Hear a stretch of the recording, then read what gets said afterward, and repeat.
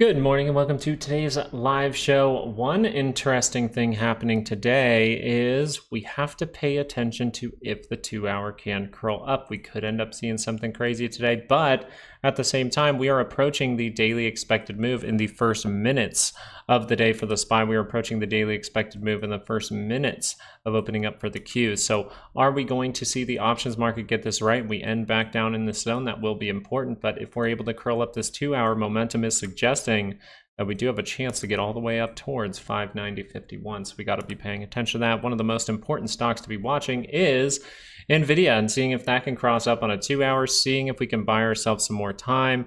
Watch out below if we end up outside of a weekly expected move for something like Nvidia. And I really want to look at that weekly move actually for Nvidia first. Yeah, that would still set up probably a decent little divergence there. So something you can look at early on as well is just if this 30-minute is able to curl up, because that's going to be a big deal. That would be getting rid of the little divergence here, and this is some kind of cup and handle at that point, right? We pay attention to bullish and bearish signals, even though we see a pretty bearish one here on the 2-hour at this moment. But for the SPY and the Qs, just so you're aware, this morning as we're opening up and you guys are hitting that like button for me, 582.80 to the upside, and we're already there. 575.28 to the downside, and notice these ranges are very big, so it is going to be a bumpy week, but I would get some of these on your charts and make sure you tune in tonight so you can get the updated ones for tomorrow. As we look over to the Qs, we just noticed we are approaching that move, 499.53. People like that 500 number, it seems. But to the downside, we do have 491.11. So something interesting here will be, is that 2-hour going to confirm down? Because from this point right here, you're actually making that divergence point. So that's going to be interesting. I think very importantly, we need to just keep our eye on the SPY, really just click back and forth and be like, okay, is this 2-hour going to keep curling up? Is this going to last, or is this going to fade? Something with volatility that was dropping down. Has not crossed back down on the 2-hour just yet, but I'd watch out for that. That could be a hint of more upside. And the dollar. One thing to talk about with the dollar here is, well, we've gotten to where that resistance can come in. We actually have a big cup. Now we're getting a handle retesting the 5. See if that thing can turn back around. That would suggest some people selling out there.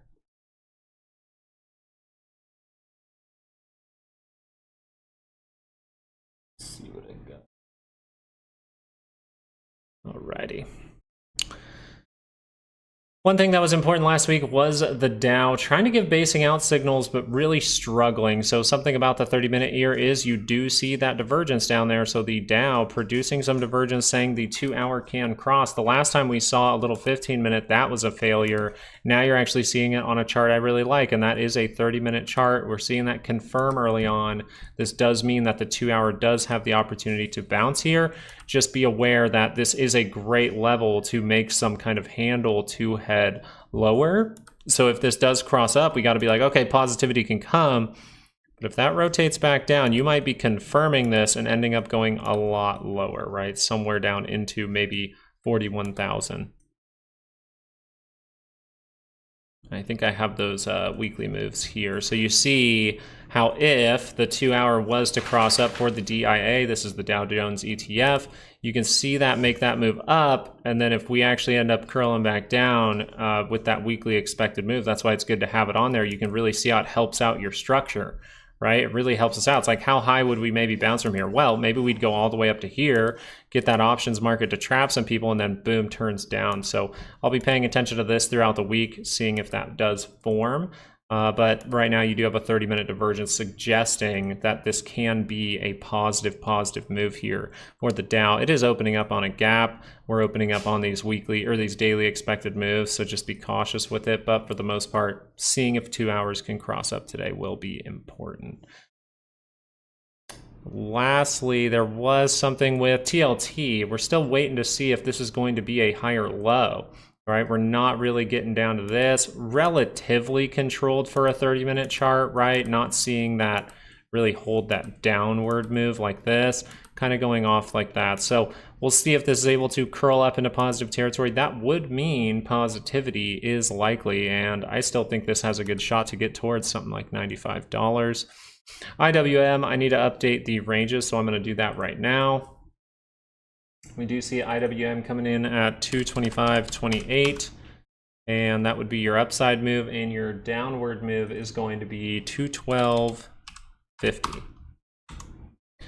Dot there. All right. So from here, you're kind of looking like TLT, right? It's kind of behaving a little bit like that, where we kind of had basing out signals, and then we turn up, now we fail, but we're looking for possibly a higher low again in here, right? We've seen that failure. Now we see the higher low. Can this shoot us into positive territory? Once again, this is another one on the 2 hour where you really want to pay attention to it and say, hey, if this curls up, hey, that's a good thing. Maybe we can go all the way up to 225.28. But if that comes out here and then fails, that can easily be some kind of cup and handle at this level.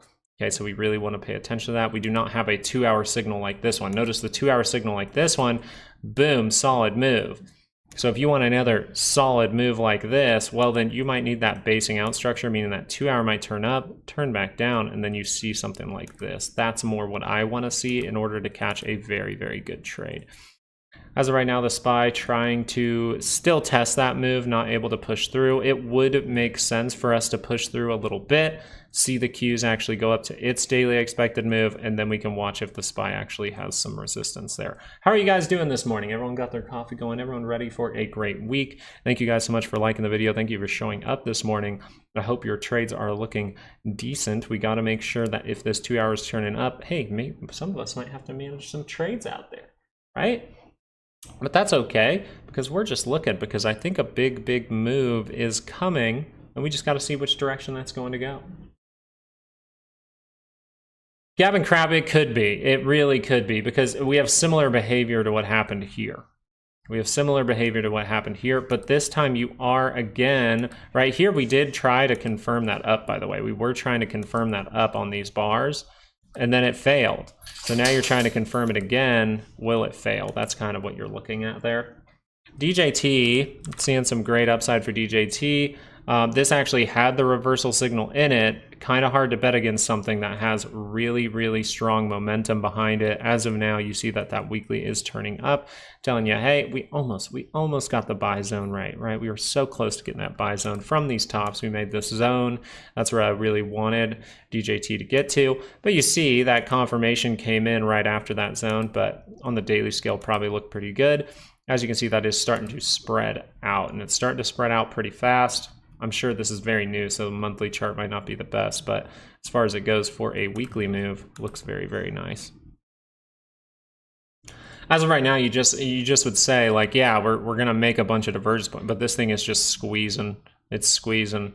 So that's why it's like anything that's squeezing, guys, it's very difficult to short those stocks. It's kind of like when Nvidia made massive moves. It's like this. This is very hard to short, right? We took this play. It's very hard to short that until you see firm signals up here, where your 2 hours like, hey, I'm really cooked, and you see like three, a triple 30-minute divergence on Nvidia's 2 hour there, or on the 30-minute. McDonald's, that thing was not a good look. You have opportunity for bounces, you still want to be open to them. And so this 30-minute divergence is something to watch here. Tells you that the 2 hour could bounce. Once again, though, this is earnings. You got to be careful with this. No matter what this is doing, it could be testing these levels. You notice that we're getting resistance there. It could break through that and go and retest something key, which might be something like 310. But it could do that and then just turn right back down, because this is pretty negative. But I mean, you are getting a 30-minute double bottom. Maybe that makes a move to go fill a gap or something like that, or come into this area. That's what I'd be watching here. So I'm not a big fan of when something sees dramatic downside immediately taking the next play, right? But I'll do it sometimes. So I don't think this is like a horrible signal. I just wish it didn't happen with a gap, because you always have the opportunity to give that up and then go. And we do have earnings coming around the corner. And something that you need to understand with McDonald's and earnings was they recently came out and they actually said that this is the first time in like McDonald's history where they like are losing money. Well, since they became more of a real estate company, but for the most part, they said they're not the, what is it? Their franchises aren't making money, right? Their margins are too small. They're having to do funky things like put terrible meat into the Big Mac to make it $5.50, because that's what people buy it at. It's one of their most popular things. So I'm not like overzealous on being like, oh yeah, this can make a massive 2-hour move. It's just there's too much with earnings and how it's been talking in the past. So I'm not the biggest fan. But if you know how to manage trades, you can take any trade, right? If you know how to manage trades, you can literally take any trade that you want, as long as the signals look good, right? We talk about taking those signals when they're good, and you can get that course down in the description to find out if those signals are good. You need to learn what good signals look like, especially if you're trying to use weekly expected moves and make money every single week. You might need that course down there. 90% off, that's going away in about 30 days, so get it while it lasts. But good stuff to start out the morning. Let's go look over at Apple, actually, because Apple was giving some interesting stuff too. If Apple fails this move, that's not that good of a sign. If the 30-minute can turn back down, right, that's the sign of weakness that we're looking for. But we did retake the 5. If we can hold that, curl up the 2-hour, then we might be able to see another move higher, because you notice this is very close to the center line at this point. It's like right when it crosses, it's going to be going positive. So we'll see if that can happen. We do have a... Awesome, Chris. I hope you like it, and come back to the live show. If you guys do take the course, come back to the live show, ask questions. You know, if I can answer it live, I will. If not, then I'll tell you to send me an email and we can talk about some stuff just to get you to really understand what's going on there. You'll get a great understanding for MACD, and I think that's something that a lot of people don't necessarily like understand, is how the MACD actually behaves and what this actually is and what the center line is. What's this area up here? What's this area down here? How do I use it? Those are the things that we try to go over with something as simple as the MACD. Because most people just, if you look up right now a MACD strategy on YouTube, a lot of the time it'll just say, oh, when this curls up, momentum's positive and that means it's a go. Okay, cool. But what if that happens down here? You know, what if that happens down here? Is that different? It is a lot different. And so we go in depth into it, and we do a similar take with the RSI. I just really like the MACD. I don't know how they're losing money. Well, and it could be something as simple as inflation. It could be something as simple as the meat that they're having to use. You notice the Cool Life story, which you get those all the time. But they're having to downgrade their meat, which can cause people to not like it as much. It could taste different. It could make people sick more often. It could do all kinds of things on that side. And then the second side is just their margins lower, because they have to try to keep those prices as low as possible. And now I can go to a locally owned fast food, right? A locally owned burger place that's still a... what's like a higher up chain, almost like a higher up franchise, and I can go there for cheaper than what I can go get at McDonald's right now. A double quarter pounder meal is like, I think like $12.50 or something. Meanwhile, I can go to this nicer burger place, get better food, get better grade meat for $11.50 or something like that, because I think they're connected with different sources there. They're probably not doing as much volume either, so they don't need the big amount of wholesale stuff. But I just would, I haven't eaten at McDonald's in, shit. I haven't eaten a burger at McDonald's in, oh my gosh, it maybe once or twice in the last 12 months.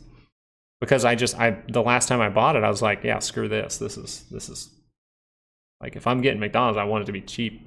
Or I better be drunk. We see that starting to fade. We'll see.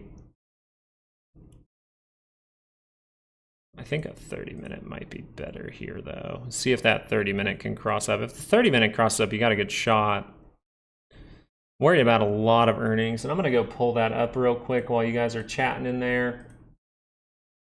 Oh yeah, I did notice this. Something was going on. A lot of people talking about Sofi. And so I wanted to talk about this because earnings are coming up literally tomorrow. And tomorrow morning, this can be a big deal, guys. This can be a big deal because that is a dramatic divergence here. Now, I'm not saying that this has to play out, right? We know technicals can go out the window with something like Sofi. Right? It really can. It can go out the window with anything that does have earnings. We can just say, hey, they could say one good thing and this thing goes higher. But it is showing a big 2-hour divergence, suggesting that this daily has gone up for a long time. And therefore, this might actually end up coming down. But just remember, I'm just saying that. I'm showing the good signal. I know, maybe I shouldn't even do it, but I'm just saying this is a very steep divergence here for Sofi. Very steep divergence here for Sofi. So it's something that I was looking into. I might even check options on it real quick. I gotta know how to manage trades. I gotta know to take longer out expiration.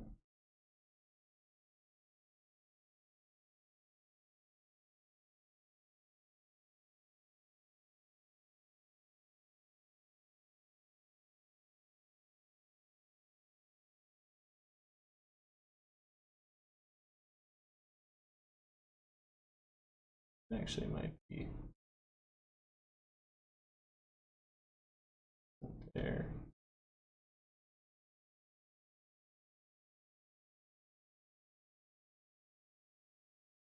We're gonna log into the fun account and maybe do something here, you know?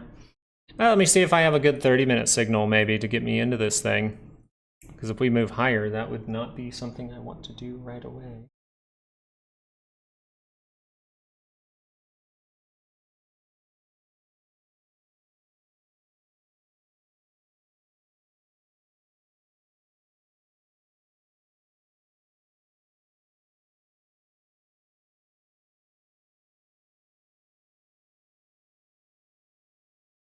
Is that open?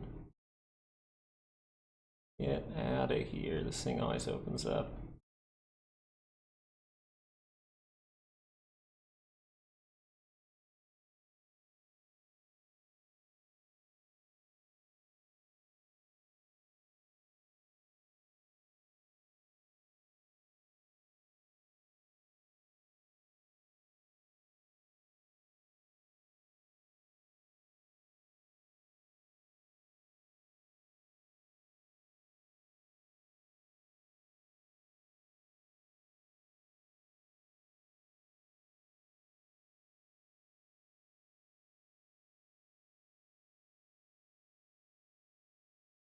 Refresh the page. It's just an interesting look, and I just noticed the daily is just at insane levels, and we've seen some big moves down from that, but for the most part, risk to reward looked okay.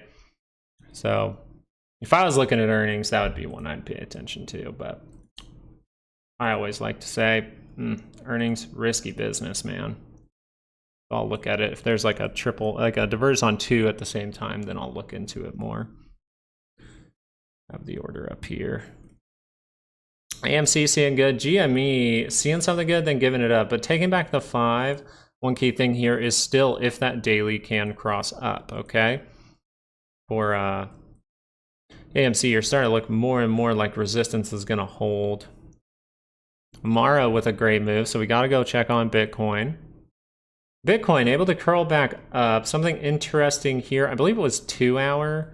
2 hour, you kind of saw the lower high or the higher low come in here with the wicks. I actually really liked that look for the most part. Seeing if that could turn back down, but it would be something that can project you higher. As you look at a 4 hour, you're seeing what? Well, you almost even came down to make a divergence, but you got the higher low. Now you're starting to turn back up, so the daily scale is reacting to that. Pay attention if a little divergence is formed here, but it looks okay for Bitcoin at this moment. Palantir going up, trying to cross up. If it makes this daily divergence now, that's a little bit risky because if you get it on the MACD and RSI at the same time, that's going to be worrisome before earnings, at least in my opinion. And then we got to see if the daily can turn back up for things like Amazon. Nvidia starting to fade that move just a little bit, rejecting one more time. Alrighty. And volatility still sitting down there. See if this 2 hour can curl up today. Because something really nice would be like you break down, you retest, you break down, you bounce. I think that would be great structure to head down. Just to start off as well, HGX trying to get that curl up. Good. Okay, the housing sector went through some awfulness last week. Now trying to make the next move, see if it can take back that 5. We can see a reaction here. It's going to need good structure to keep going up, though. It's going to be a lot of work to bring that back. And PCC this morning coming to the call side, very dramatically to the call side as well. So right as we approach the daily expected move, first thing in the morning, looks like everyone going to calls, and but has the dollar turned around yet? It's trying to off of the 5. Notice we get reaction off the 5, reaction off the 5, look back in the past, reaction off the 5. So that's what we're kind of looking to see if that'll happen. This could be a massive cup and handle there to just keep this dollar moving up. IWM, solid reaction now. My goodness, what a reaction there from IWM. 2 hour able to cross up. Would lead you to believe, hey, this can continue. We do have an hour and 40 minutes left in the bar. But the SPY is already not necessarily liking this too much.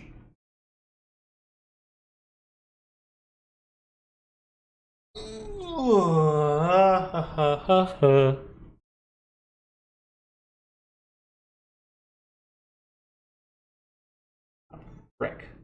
ADHD kicked in. I was looking at something and then I forgot. Damn it. We'll do it later.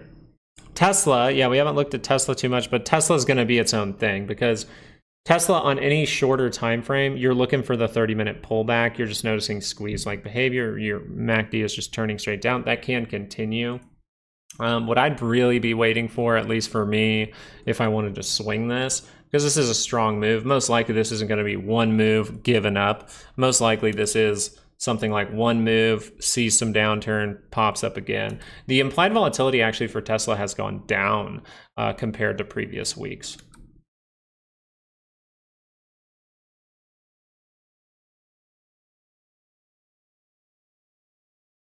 Short Fridays into house. People love some short Fridays. Yeah, I think the way that it would go higher though is I would really like this to pull back and then see that breakout. That's really what I would like to see from Tesla. I'm more talking for an opportunity. Obviously, this can make the upward move at any time, but if this needs to pull back in some way, I'd really like to see that 2 hour get by the center line first. Nvidia actually flipping to negative here, turning down, confirming the if you want to say triple divergence for the double top to end it. And notice this, end of the month, we're outside of the move. We only have a few days if we're going to get back into that. A lot of that might depend on this, and I'm just being genuine. I think Sofi earnings can be very important here. Sorry, baby girl might be crying.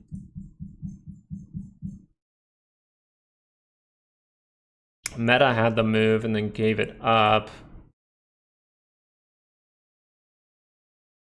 Currently down on a 30-minute as of now. I like the structure. I do not mind this. I don't mind that. But now this 30-minute looks like it wants to cross down, like it wants to maybe even make a divergence. So got to be a little patient for Meta as well. Microsoft, this is one that I do not like the look at this.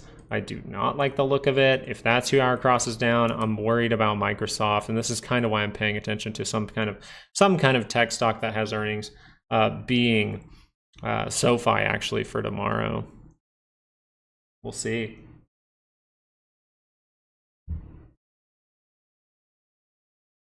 MACD down on 15-minute for a lot of things, yeah.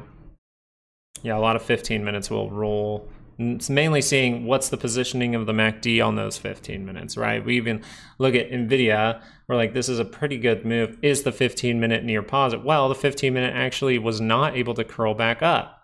Okay, so as that is going negative, that's where things can start to pile on a little bit. You want that to flip back to positive to get that next move higher. Not really happening. AMD seeing some good upside. Let's see how high up that 15-minute is. Yeah, so we'll see if that can curl up as well. Great level to get to. Still a great level to get to if we can break through. So there is a way up and there is a way down. Tesla now down 1%. Something key here is divergence is forming here. Interesting. Might be a trap there. We'll see. Dollar still hasn't really based out at that 5-day yet. Dow looks okay and has the reversal signals. remember, Dow was the one that I was confused about, because I was like, wow, okay, the stock that had, or the ETF or the indice that had the reversal signal didn't necessarily play out the best, but everything else, SPY and Qs, did it. That's why I was very fishy about Friday's behavior. Volatility, one thing to note here is just seeing if this can remain curled up on a 2-hour, right? See if that can reject. That might mean a 30-minute cross up is what we're looking for here to see if volatility is going to come back in. You're very, very close to turning up this daily. I know it's starting to reject today, but if that 30-minute turns up and we get some bad earnings tomorrow, that could be bad. I'm still not the most like, oh yeah, earnings is going to be the thing that can really crash the market. It can, but or at least cause some kind of correction. I think that's more how you look at it. If it's going to be earnings based, earnings could be the reason that people use to go into TLT and get out of stocks for a second, right?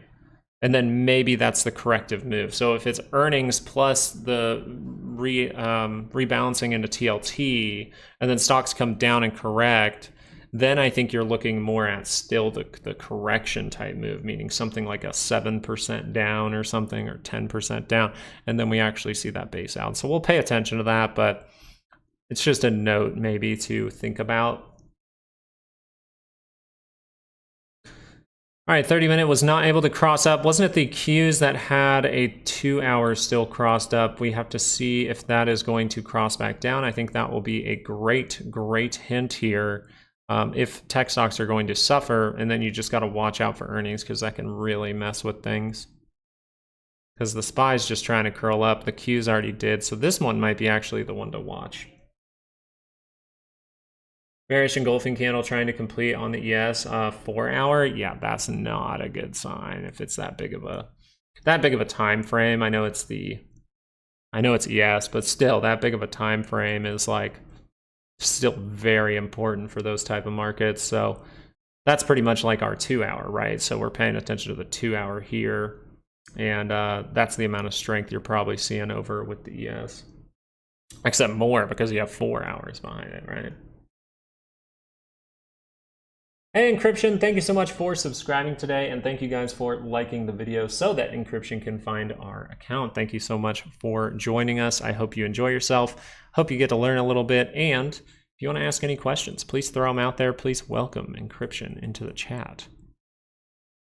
Just looking for some possible hint. One thing was XLU. I thought this was interesting. Yeah, you could make that next 2-hour move higher, but I wanted to show the daily here. We confirmed that divergence as well, and you see that big selling come in, kind of just getting that, you know, it's a big bar, but this is inside trading right now. Yeah, let's look at a random one here. LLY, we haven't looked at this in a bit. It does have earnings, okay? We have earnings coming up. Be careful with that. But at the same time, if that daily can confirm momentum up, it might see a prolonged upward move. Does it have any signals that can maybe help you out? Not necessarily. I mean, you might have 30-minute double bottom in here. Yeah, it looks like you're trying to carve out that 30-minute. You see how that 30-minute is really wanting to hold our white line. We haven't looked at this in a while, but you see how our lines from the past become important. Look how important that line is right now. If that can reject and turn positive, that could be a good sign, but earnings can just be a 50-50 flip. So very difficult with that one. Just because, and you're going to hear me say that a ton. You're going to hear me say that a ton.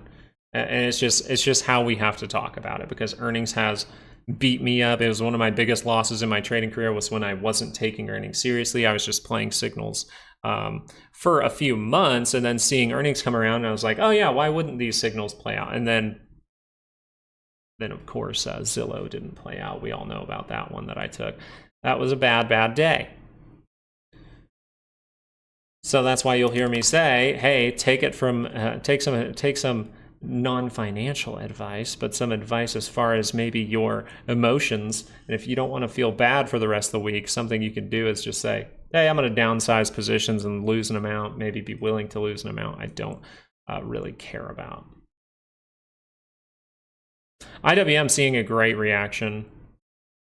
Clove curling up on a 2-hour, suggesting higher prices. One thing you're aware of, though, is we reacted down to this level, and you see this type of behavior. So one thing you're going to want to watch very closely is probably an hourly, if that hourly can turn back down. That earnings isn't for a few days, so we can see a lot of stuff happen before then. right? The daily has confirmed some steep divergence here. Doesn't mean we can't make 1 2-hour move and then turn back down. Be very cautious with that one too. It's just everything, a lot of things like this are just high up. Now, this is rebuilding over time, so maybe the earnings ends up being a good thing, right? You never know. 50-50 flip. If I knew, I wouldn't be on YouTube. I'd be rich as hell if I knew exactly what was going to happen with every single earnings. That'd be dope. I'd be down. If I ever figure out exactly what's going to happen with every single earnings, I'll share it with you guys so we can all get rich. How about that? Just something totally impossible to do. Unless you know, Nancy Pelosi or something. But I got you, Kenny.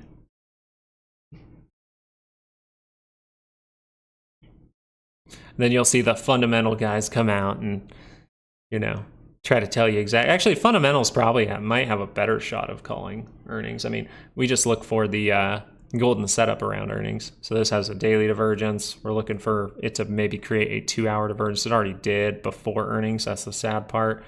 And then you want a 30-minute. So unless that all builds, we can't really say too much. We all would get $1.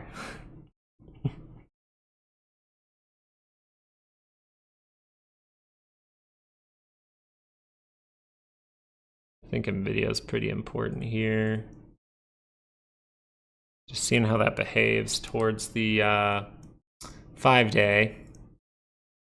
It's the end of the month, and I think this is important, so that's why we're putting up the monthly expected move. If you want the updated monthly expected move, guys, for November, because you see how we've used this 3 months in a row. You want to see how many times you could have made great money? Well, if you just traded Nvidia 3 times, maybe 4 right now, but 3 times over the last 3 months, you made great money, great money every single time. So something to pay attention to there is in November, we're going to get updated moves. If you want those moves, you can join the Patreon down in the description.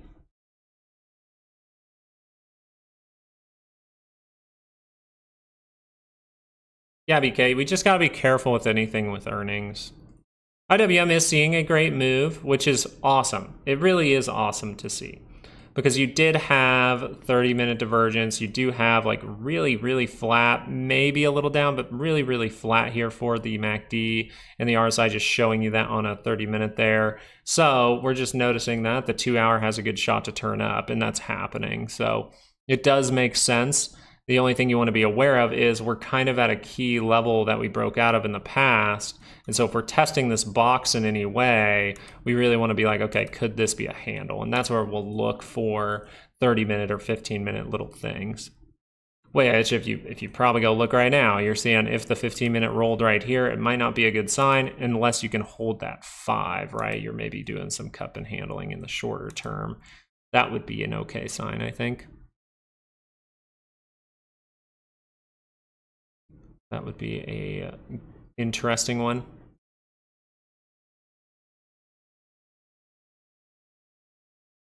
Palantir. All right, let's just go back over to the Qs. And I'm gonna go look at some stiff. Up for a turnaround Tuesday. Well, DIA and IWM doing it a little bit later, right? But they are getting the pop. They did get the pop from those little divergences, but at least we used this to help us out with the volatility plays, with the SPY plays, right? When I saw this, it made me take profit on this and then start to scale in down at these lows. So I'm still holding on to a little bit of volatility at this point, just waiting to see if that 2-hour crosses down. I'm going to react. Looks like I'll break even on that one. But thankfully, I was able to make some profit in these wicks. And then we saw the 30-minute turning down, and we said, okay, now we have to watch out. So actively managing the trade, very, very good. And the dollar, just seeing if that can spice back up.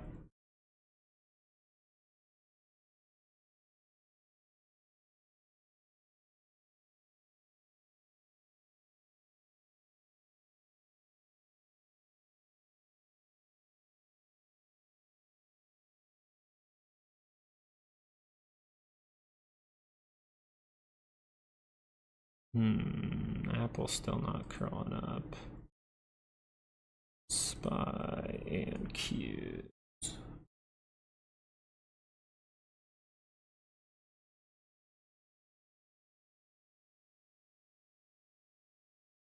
Let's see here. Let me go look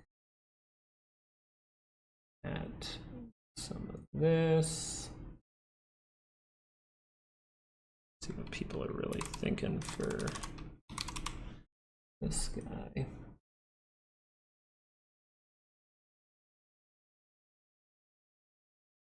$570. There's a massive put wall here at 570.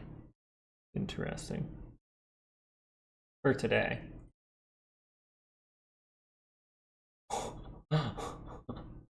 Holy crap.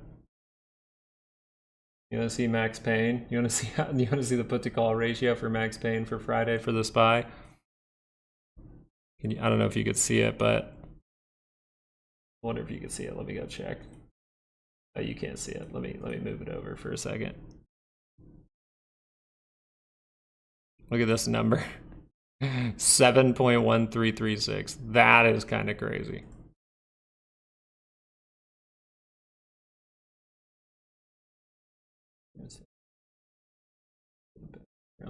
Well, we've looked at Boeing a few times, and Boeing was still this, right? Remember the weekly scale? Boeing was still the weekly divergence. So if I'm really patient, I mean, Boeing's been suffering a long time. I don't want to try to catch the exact bottom. I just want to know when momentum will be good again, right? And this is adding up to, hey, we're coming into the bottom here where a trend line is. If this would cross up, then Boeing could see that positivity over time. But that didn't happen yet. If you look daily, maybe you get lucky, right? Maybe you get lucky the daily does this and turns back around. You see that early, and then the weekly crosses over here, and you were in at a good position. But it's more looking at it from an investment perspective at that point. Really hard to do an option like that unless you maybe do like a 6-month or something like that. I have volatility that I've scaled into. Oh, people want to hear positions. Yeah, I just have volatility right now. To the upside. But I'm looking at if I need to manage, right? I was able to take profit on it last week, buy back in, see it pop again. That was great. So bought it back in here. Just seeing if this 2-hour crosses down. Because if that crosses down, then earnings might show to be, hey, some kind of squeeze. We did see, that's why I pulled up Max Pain. Max Pain for Friday has a 7-to-1 put to call ratio. Kind of crazy, right, Mahoney?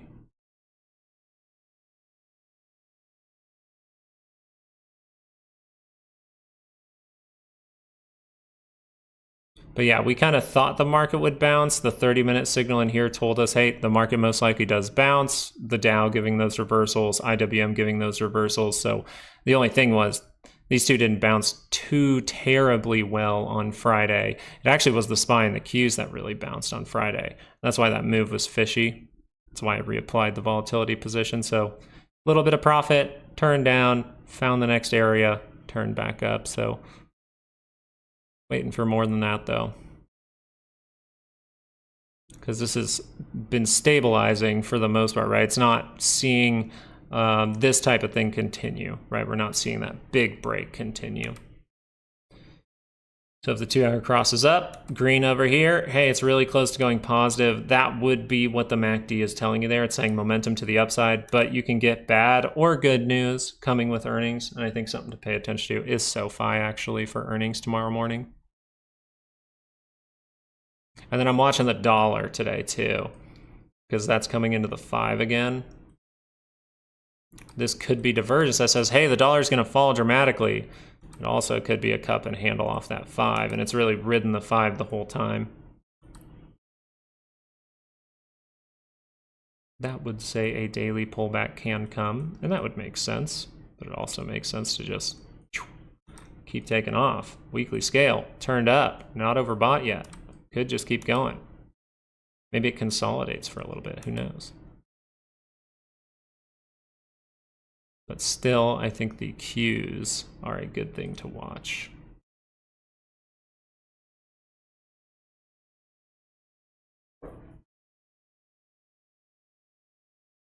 CVS. Yeah, let's go check on CVS for just a brief moment. Not too much there for you for the 2 hour. I mean, you probably got a hint that the 2 hour is going to turn up. You see this very elongated, and then you get the little tiny divergence point, and then that says, hey, the 2 hour can curl up. Now you're trying to see, hey, can we take back the 5? And the 2 hour did curl up. Actually, before that happened, the 2 hour curled up, but the 30-minute confirmed, hey, you could see that switch trend soon. So not a ton here to go off of for the 2 hour. And okay, earnings next week. I mean, you're in a key level, right? This level has been very key tons of times. We've seen levels below that, though. So right now, daily saying negative. If that flipped back up, maybe there's an opportunity, because that'd be going positive. Maybe you can take out this high and go make a new one.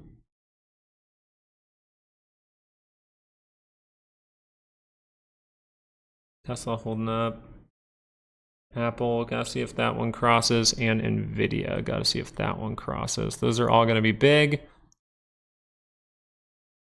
Right now, the SPY opening up at the daily expected move. We've done that a few times now, right? You notice that, I think it was like twice last week and once now this week, we open up at the daily expected move for the SPY. Actually, last week, I believe it was once we opened below it, then we opened at it on Friday.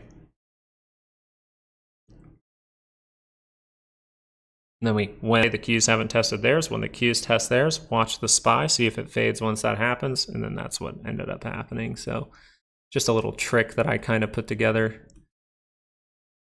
when I was looking at ranges for so long.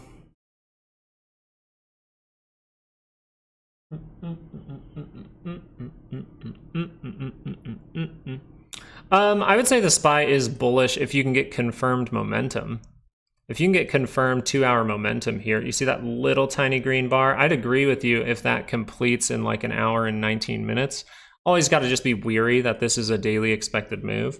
Okay, so that's the only thing I would say. I like confirmations before I say like, oh yeah, that's bullish. But in our video last night, Mahoney, we did say, hey, the 2 hour curls up. We were looking for it here, failed.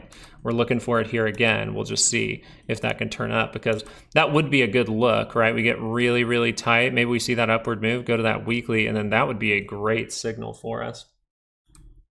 So yeah, I would agree with you. As long as that 2 hour can turn up, and I'm talking shorter term, it looks bullish. To me, long term, weekly scale, I don't think this looks bullish at all. Or at least the way to more say it is, I don't think this is a good opportunity for a bullish trade yet. That's the better way to say it, right? This was a weekly turn up. This, once you start to see that, you start to look a little bit like the past. And what's happened in the past? Bad things happened with this look. So I just want to be like, okay, I want to treat it like that can happen. So should I do something here and be like, yeah, this is going to 700? No. I more just want to look at those shorter time frames for now and just be like, okay, the 2 hour can turn up. How high could that take me? It could take me to a weekly expected move. Make sense?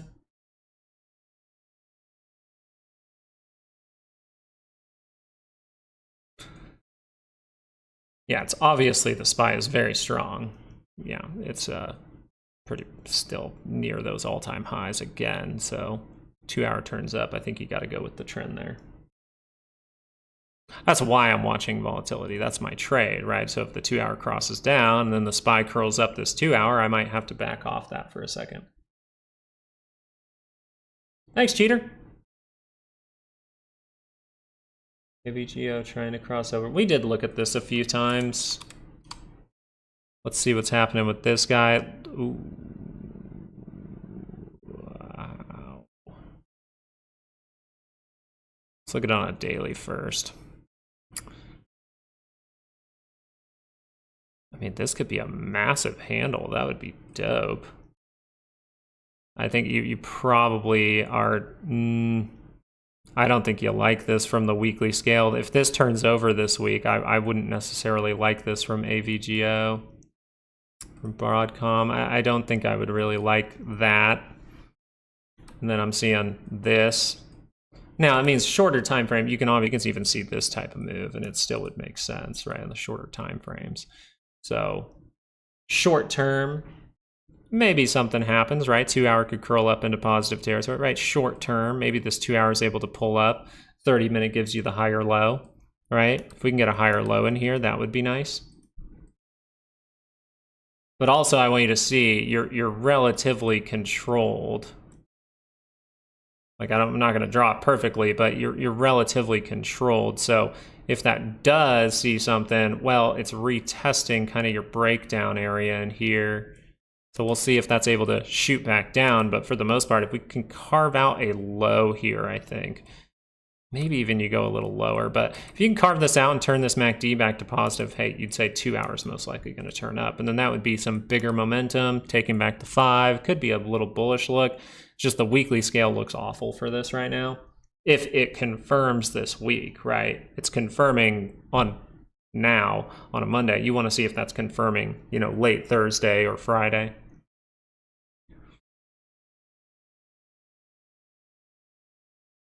All right, SPY, can you turn up on a 30-minute? Because 30-minute would be good. 30-minute would say, okay, 30-minute momentum and 2 hour momentum take over. That'd be a pretty good sign.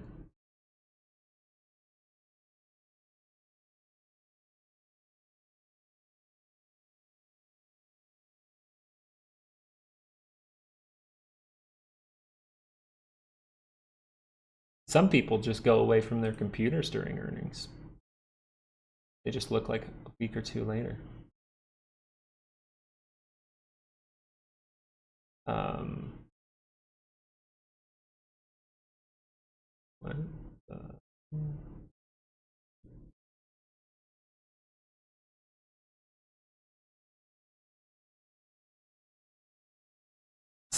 Thanks, Ethereum. Someone's like, thanks, Ethereum.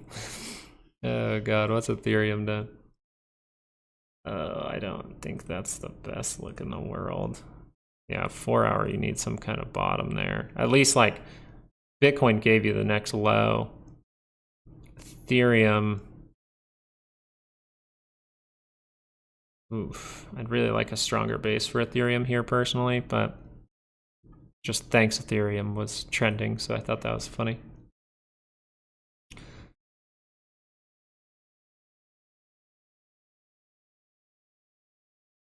Ew. Ew. All right, but if a 2 hour curls up, good things.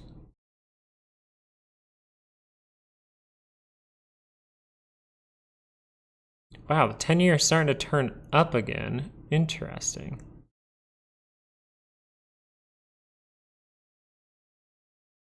Still holding, but this is turning up again. That's kind of crazy. You have some reversal signal there. TLT really wanted to get that bounce. We'll see.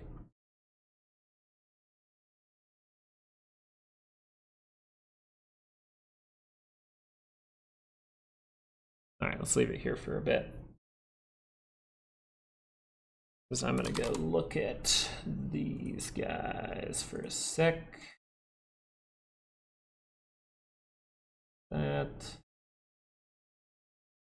And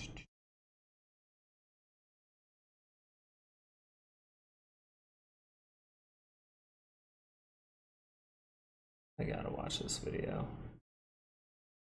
I'll do it after the stream and see if there's anything to report there.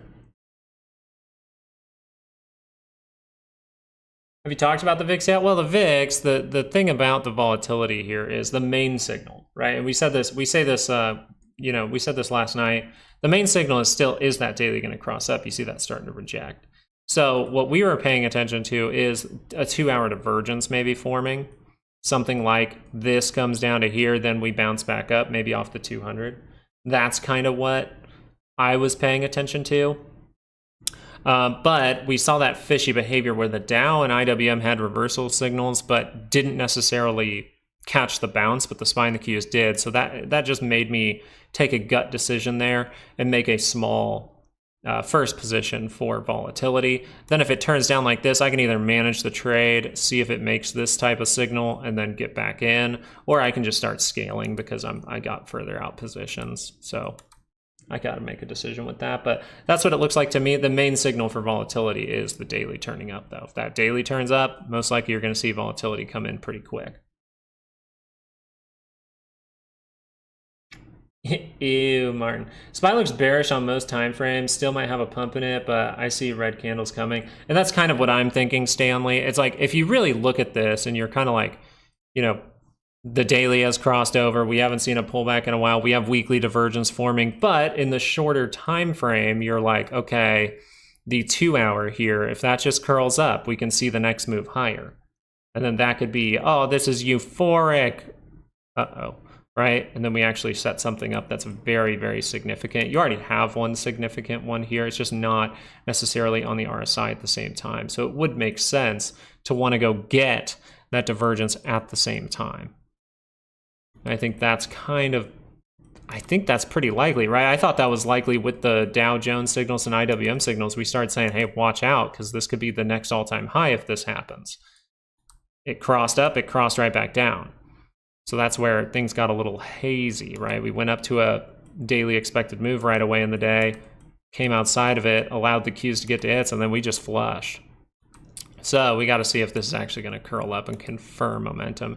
And just to be clear, you see here, this is a red bar, but it's a positive bar. So if it curls up and it looks like this, that is still a positive bar in some way. Maybe you see little things like this, but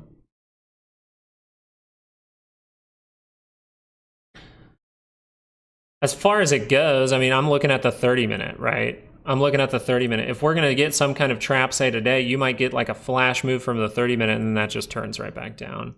But I think it's very dependent on earnings here. Sofi, I'm worried about it, to be totally honest, and that's why I'm kind of talking like that. Is just I'm a little worried about it. This is still holding structure. It's kind of forming up in here, so maybe it sees that 30-minute breakout. But when you zoom out a little bit, you just see how steep this is. It hasn't confirmed. That's going to be a key thing as well. This has not confirmed. We're starting to see that upside, but I just want you to see how dramatically down this is. Those are my thoughts, but my other thought is this. Earnings, anything can happen, okay? Anything can happen with the earnings, all right? This could be the reason that we're going to make the next 2 hour move, right? People really read into Sofi because it's pretty popular, and they see that thing go bam to the upside, and then you're like, oh God, well now Nvidia's going to see positive, or SPY's going to see, or the Q's going to see it. So I think it is one to keep on your radar.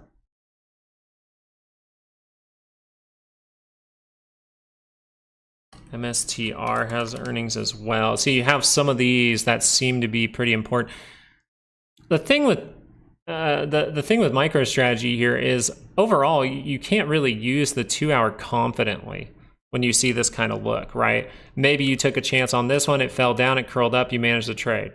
And then you're like, okay, we made another point, but it came above. Let me wait and be patient. Okay, we made one here, it curled down. Okay, now it's back in play. So it's just the 2 hours not going to be your good hint. We can try to spread it out, but you're just going to notice you're getting more of that wonkiness. So I don't think it is as clear, at least for a possible setup. If earnings wasn't happening, I would say Sofi is a setup. But I'm not seeing that, and we're starting to violate divergences here on the daily. So risk to reward would say the Bollinger Bands are saying this can drop, but that's about it. Like, that's about it. So, but I can tell you that whatever this thing probably produces by morning will also affect how people read into things like Nvidia. Now, AMD will be probably the most important thing. AMD will be one of the most important things in the market, right? I think this is going to be the big guy as well. So Tuesday after hours, you see that this wants to curl up on the daily scale. You see that there's a 2 hour divergence down there. That's great. You're confirming it. You're heading up, but we'll see what happens with the earnings.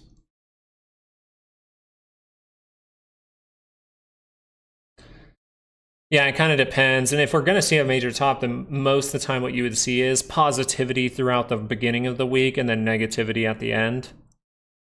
Or you could see negativity, extreme positivity going into Friday, and a rug pull come Monday. Those are kind of the two ways that I look at it, but not trying to, like, you know, that's just reading into behavior. That's not trying to take a play or anything. But you did have a 2-hour signal here. It confirmed. Now you're seeing upside. Hopefully that's a, you know, 6-point move for you right now.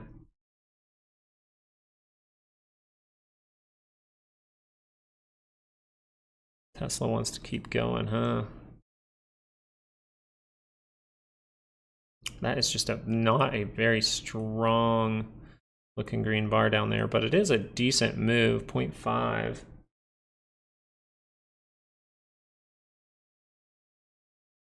Yeah, 0.5 on that. Interesting.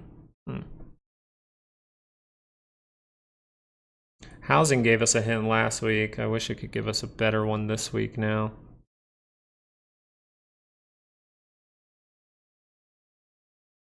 All right, I'm going to leave it on the Qs for a sec. Just look at that one for a little bit of time while I actually go look at what I'm supposed to look at.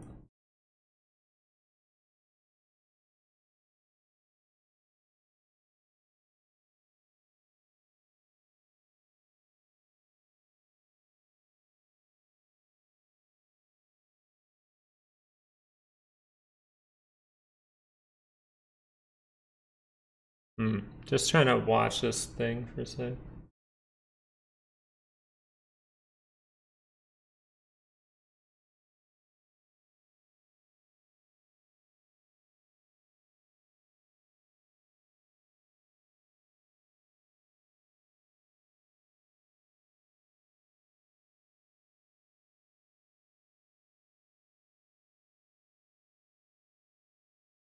Damn, I need to see data on that though. Like, very interesting topic. Always interesting to hear people talking about insider selling and those kinds of things. But at the same time, you know, someone just saying, hey, we're seeing insider selling hit the highest point back on October 22nd, and all the last 3 years, we're seeing it hit above that. It's kind of like, okay, but show me the data. So when someone doesn't show the data, I'm a little bit, eh. Oh, sorry. Let's see what's going on in the chat.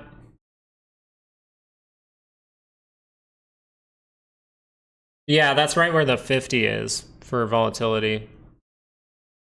You see how we're bouncing in this area off that? Well, the 50 is right below you.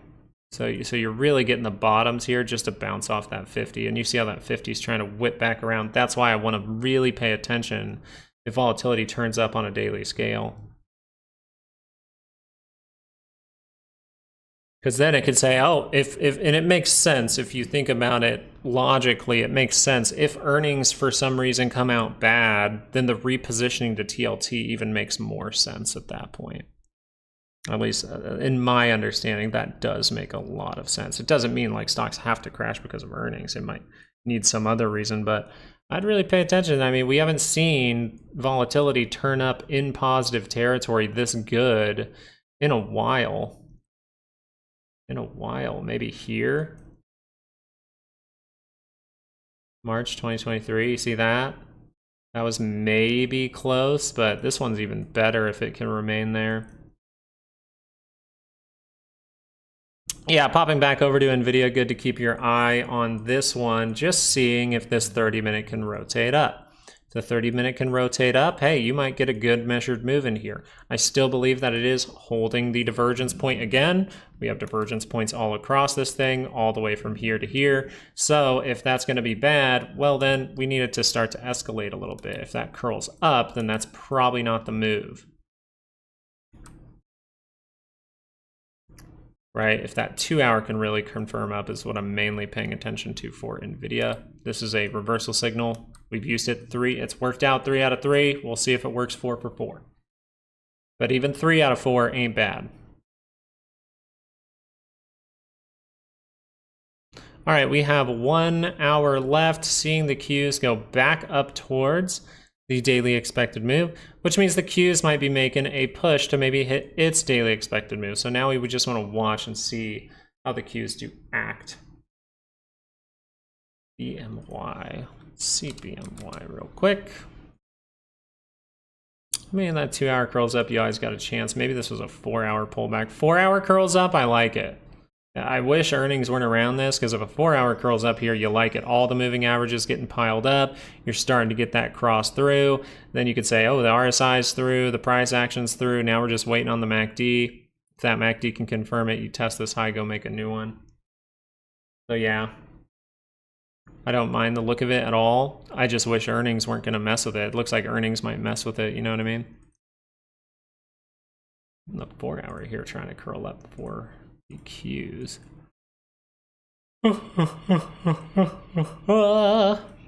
Oh my god, we have a babysitter today. Oh my god, I get 2 hours of relaxation time. So excited, I could cry.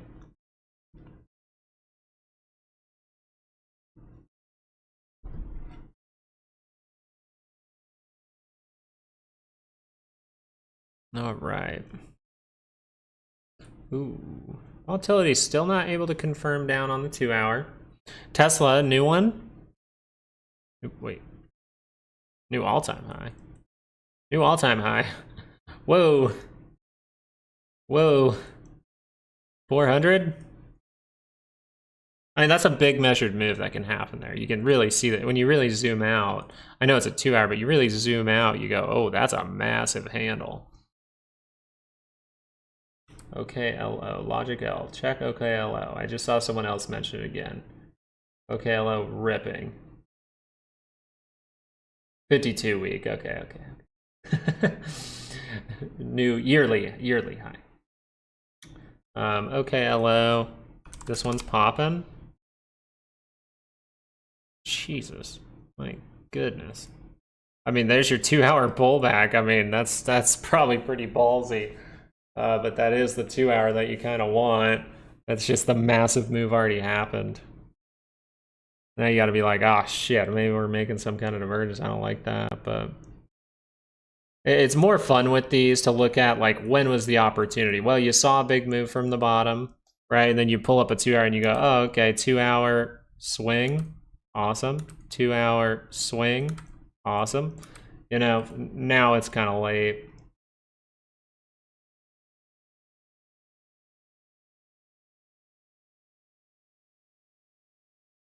Something moving on pretty much no volume. Well, yeah, this is, I mean, your volume's not going to be the best for these types probably, but I mean, you're curling down on a daily scale. That's not a good thing, but you are kind of consolidating here. But I don't really like to do analysis on these type of stocks just because they're very, very cheap. They go down very, very far. They're worse sense. People are looking for quick money. So these things can always be risky. If you want to do anything, I'd be looking for weekly divergences or something to find a confirmed low and some weekly momentum. I don't even know if any will pop up. We'll see. Yeah, there you go. So there's your weekly divergence. So actually, it told you this bar right here was the good one, 72 cents. Now we're at top Bollinger. We'll see. Maybe some daily consolidation needs to happen now, right? That's what it seems like. So the next opportunity would be, hey, if this can remain positive and then curl up into positive territory, good things can happen. Try to keep it simple there. Yeah, the weekly signal, Raymond, looked pretty good. Like a lot of those ones, I just look for the weekly if I see anything there.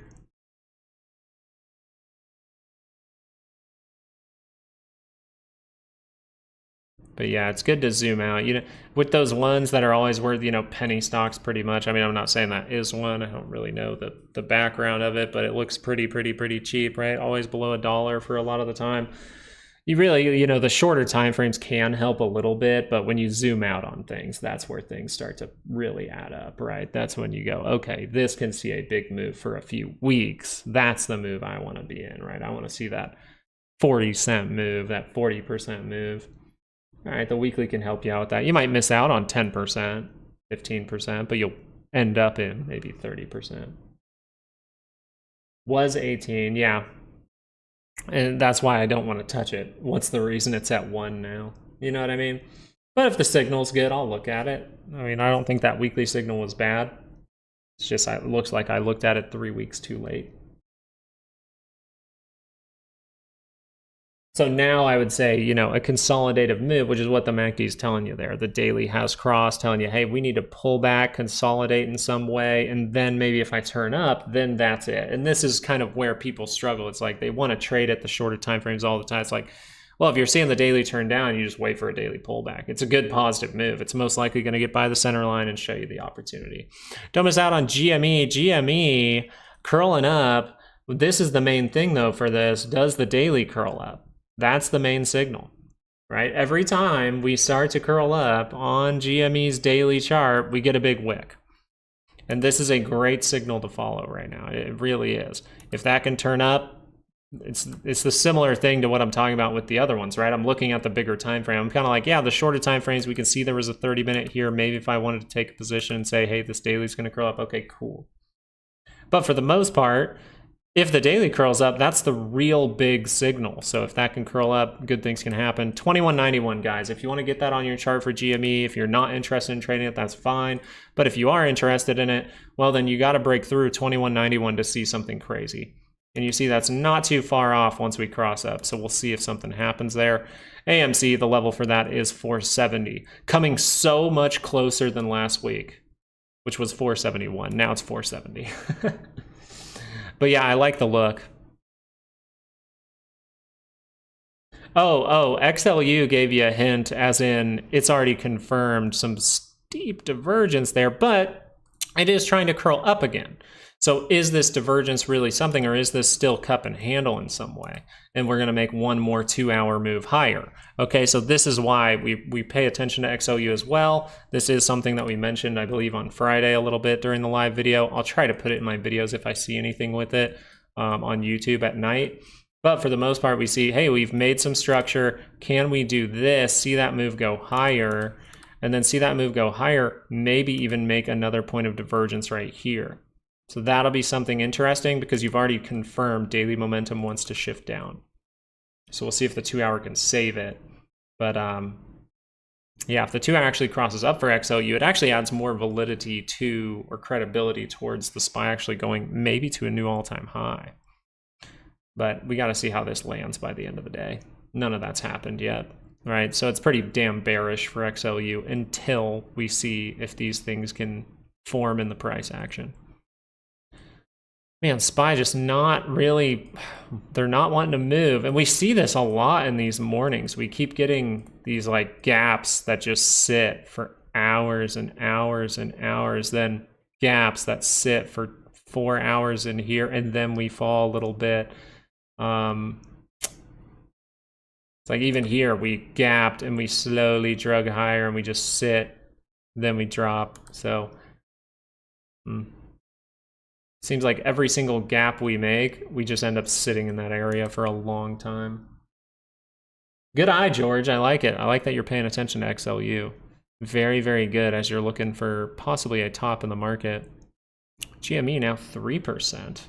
Remember, this was the 2-hour we are looking for, not necessarily divergence. I wish it was. That would be cool. But a higher low.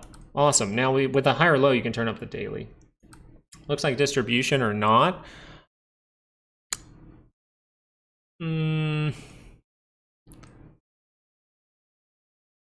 I wouldn't necessarily say distribution. I would more so say the longer we're in here, though, I would wait till that does get distributed. I think the big move is coming, right? I think this is all building. I think this took the market maker off guard. We came outside of those moves, remember? We came outside of the weekly right here. That weekly move was right there. We came outside of it, wicked up. So I think the market maker was taken off guard, and now we're pushing this thing higher and building more liquidity. Now, does that mean they want more liquidity to shoot it to the upside, or are they building liquidity to rug pull people? And right now, you do have an argument for both.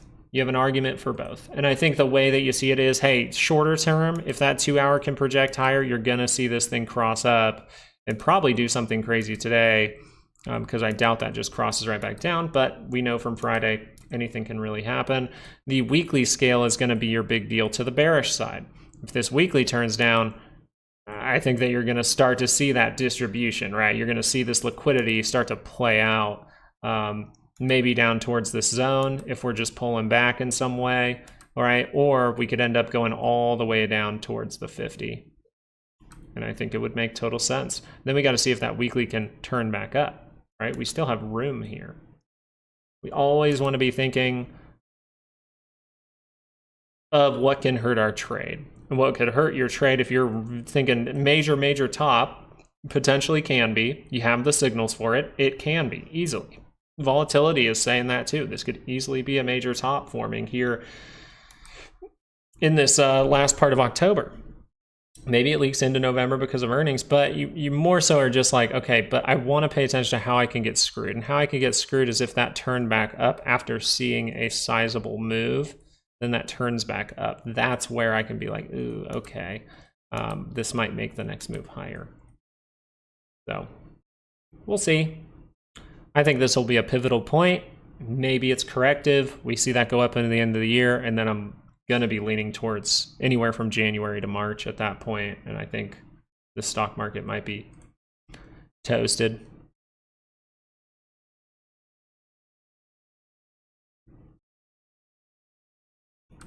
We'll find out. We just need time. Time will tell. Time will tell. We've already confirmed down on the daily. Is that all the pullback we're supposed to get? Or are we going to go all the way down to the 50? And that's where you really like this little pocket in here as well. This little pocket in here is good. You can test that 50, stay within your weekly moves. If you give that up, that's a little bit worrisome. All right, let's go back into a 2 hour, just see if we are going to confirm this thing up in the next 50 minutes. Not 15, 50, 50, 50. Got almost an hour left, and we're just sitting there. Volatility not crossing. That 30-minute turns back up. I'd probably watch the next 30 minutes if this thing's going to fade. I think it would happen in the next 30 minutes or so. Stanley sees some strong intraday resistance trendline on the SPY extending from Friday's 584.46 top, rejecting off of it again. And I think that's where we were talking about weekly expected moves or daily expected moves for Friday. You didn't know on Friday, daily expected move was here. Then we moved a little bit, or I think it was a little higher. I think it was like there. And then we moved higher, and the Qs touched their daily expected move, and that's when we saw things fall. That's kind of why I'm like, the SPY is getting to its daily expected move, but the Qs aren't there yet. So what if the SPY does that again, and then we start to fall again? That would be pretty worrisome. That would be two traps kind of back to back. Very trappy behavior at this top right now. But yeah, I think you're paying attention to a good level. And the main thing we want to see is just if resistance comes in outside of the move and creates any kind of signal. Because you would look at this. I mean, if that came up to there and tested that level again, you might have a little thing in here, right? We'll see. Qs, same thing, right? Very positive, very good, still good. Not saying it's bad. 2 hours turned up, still good. But if this just did that, tested these levels and turned back down, then you would have probably some kind of reversal signal on the 30-minute. And you have one on the 2 hour for the Qs as well, right? We have it formed on the 2 hours, just these haven't completed. So we have to treat them what they are right now, and these are positive things, right? This is a positive thing. To be curling up on a 2 hour is a positive thing.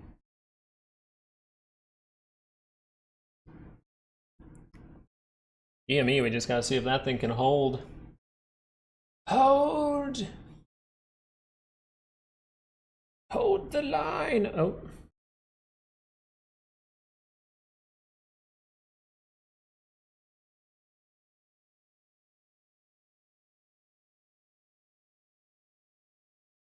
Oh, my buddy wants me to do some soccer training for some kids.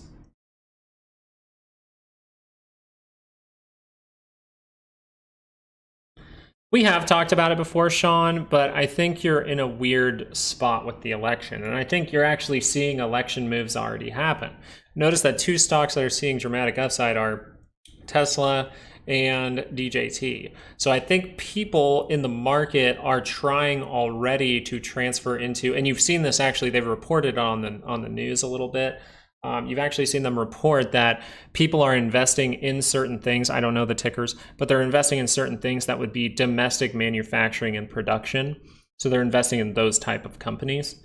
So that's one shift we're already seeing, which is interesting to me. Now, the two ways I think something happens here is if Kamala wins, all right, and remember, this is just my opinion. I don't need to be right. This is just how I see it. If you think differently, that's perfectly fine. But if Kamala would win, then I think we see more of the same. We see these massively trappy correction moves, right? Really weird corrective moves like these, right? You see more times like these, but stocks in general will continue to go up, okay? And this is why I have been a little bit critical about her, is just because the stock market is not necessarily a great thing for average Americans. And they keep saying the GDP and economy is good because also the stock market is good and things like that. And I'm like, GDP and at least right now, GDP and the stock market do not state how the average American is doing. But I think you see more of this type of behavior, and we actually continue to go up, and it does put you at risk of something in the system failing, breaking, or something like that. That's how I see Kamala's. But if nothing breaks, then I think you just keep going. And I think that's why Tom Lee actually was not the craziest for saying, hey, the IWM could, ×3 or whatever in the next 10 years. Actually, or the next 10 years or so. And I was like, okay, that makes sense. Now, if Donald Trump were to win, well, there's a few things going on there. He does not really, he wants to change the whole system, which can mean that the stock market actually might suffer more.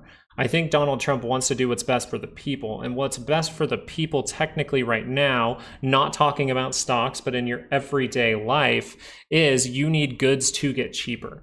So what would happen if Trump did take away kind of everything we have now and try to put manufacturing here? We might go through a period of pain. We might go through a transition period in the form of recession, but recession is what you need. You need deflation to get prices to go down. Whenever you hear any politician saying that inflation has come down over the past year, the rate at which inflation is going up is coming down. Inflation itself is not coming down because it's not negative. And I think Trump is more so in a position to where he might make inflation go negative, aka cause some kind of deflationary event, such as recession. That's how I see it. So I actually think the market will be a great opportunity later for people, regular people like us. If Donald Trump gets in, and if Kamala gets in, then we have to trade the market kind of like we're doing it right now. We can't just look for that good opportunity, right, to where things space out. And we have to be worried a little bit about something breaking because you're just pumping more money out there all the time, pumping. And I think now it takes, I think it was 2 or 3 years ago to now, it takes double, if not triple, the amount of money to keep things standing up, right? To produce that positive GDP, it actually takes, double what we actually produce in money, right? Revenue, to actually keep that going. So the GDP that you're seeing that's positive is a lot of just bad spending and debt. And so if you continue that, yeah, you can falsely get things to go higher, which technically isn't false. They're just reacting, right? They're getting money, so they go up. But if that rug is ever pulled, if something ever breaks, you're at extreme risk. So I would say Kamala gets in. I think stocks probably remain going higher, and you got to look out if something breaks. If Trump gets in, I think that he might do some kind of moves that cause recession, which will be talked in the media as a very bad thing, but you'll just notice that your groceries at the store are getting cheaper. And the only problem there would be if unemployment goes up dramatically. So hope that made sense. It was kind of long, but there's a lot to it. And I don't know exactly how it's going to play out. These are just thoughts that have gone through my brain over the last month. Whoever wins, well, I do care, but whoever wins, I'll still be trading the market the same way. I'll be looking for the same signals. I'll be looking for the same everything. And the good part is, even if Kamala's in and we get corrective moves, well, a lot of the time we find hints for those corrective moves. Remember? If you remember, here was the first play for Nvidia, I believe. If you remember, here was where we saw the 30-minute divergence for the SPY and said Nvidia was showing the lower high, or higher low, sorry. And then we saw 2 good trades there. Here was where Nvidia showed the topping out signals, it's downside. So we can still do the same things in either market. And then with Trumps, you more just want to pay attention to, okay, really pay attention for like, you know, triple divergences on daily scales, divergence on weekly scales, most likely, if he is going to cause some kind of deflationary event.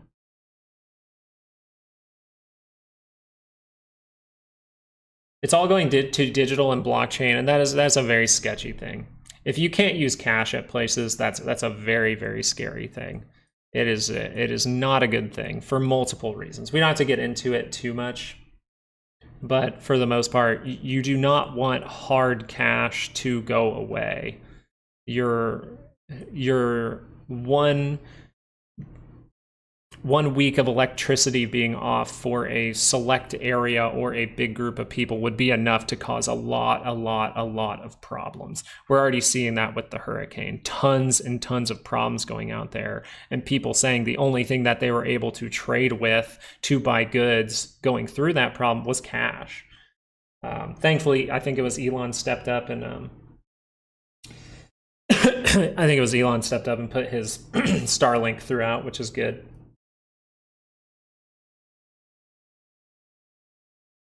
I think the sun is good. I did buy myself a little, just in case, you know, electricity ever goes out. I think there is some talks about, just someone mentioning, I haven't seen it too many places, but someone talking about a power plant or something like that, some electric plant, something going under for a little bit. So there were portions of areas that did not have electricity. And so I was like, oh, okay, I found this really cool like solar charger that has a big light on it. I really like it.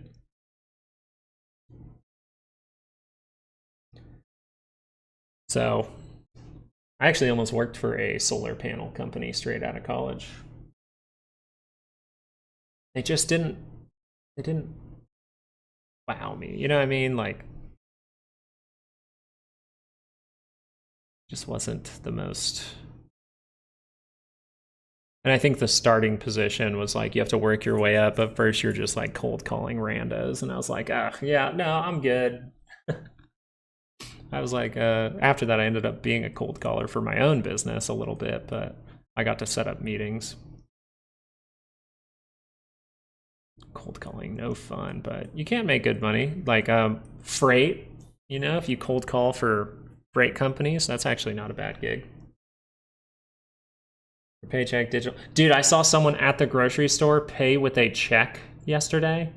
It was one of the weirdest things I've experienced in my life. And that's funny because like my mom used to use checks for everything when I was a kid. But I saw a check and I was like, what the hell is that? And it's so funny because like, you know, I've seen checks my entire life, right? My school lunches, I used to bring, my dad used to write me a check, right? But now it's just like weird.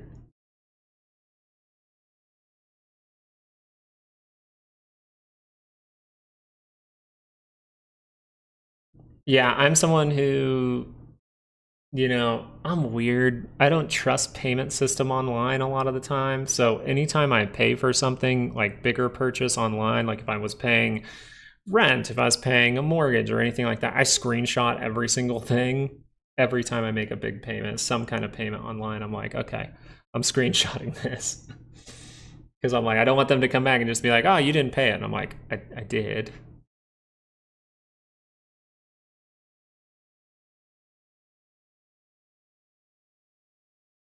I'm actually doing the opposite though. Can't get right. I know that's weird, but I've actually been like stowing away like $100 cash pretty much like once a month for the past few months. I'm just like, let me just start to build a little storage of cash. It's weird, but it's like I feel like something's going to happen where privacy is going to become more important than convenience, because that's what it is. all that electronics is with paying is convenience, right? I don't have to go to a store. I can order it on Amazon with a card and this. Oh, when I go to the store, I don't have to count out cash. I can just swipe my card real quick. Oh, I could hold up my phone to the thing.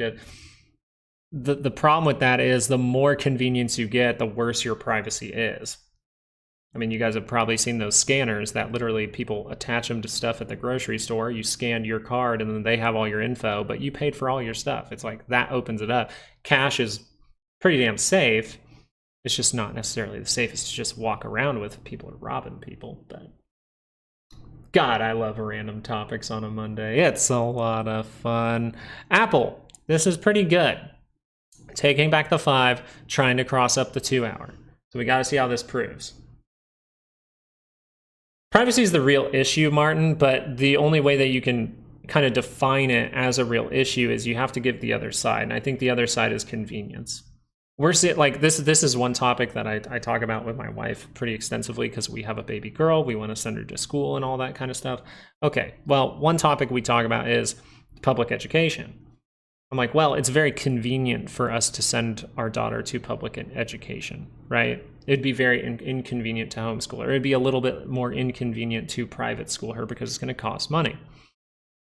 But the only thing there is we know that around the country right now, the public education system has turned into, there are counties in the United States who have worse test scores than third world countries. They cannot read, some of these kids. So I'm like, yeah, do I want to make my daughter a chance of even that happening? No. So I have to figure something else out. But that's all convenience. You see that. Because we could do these things. It's just we'd have to actively try to make more money.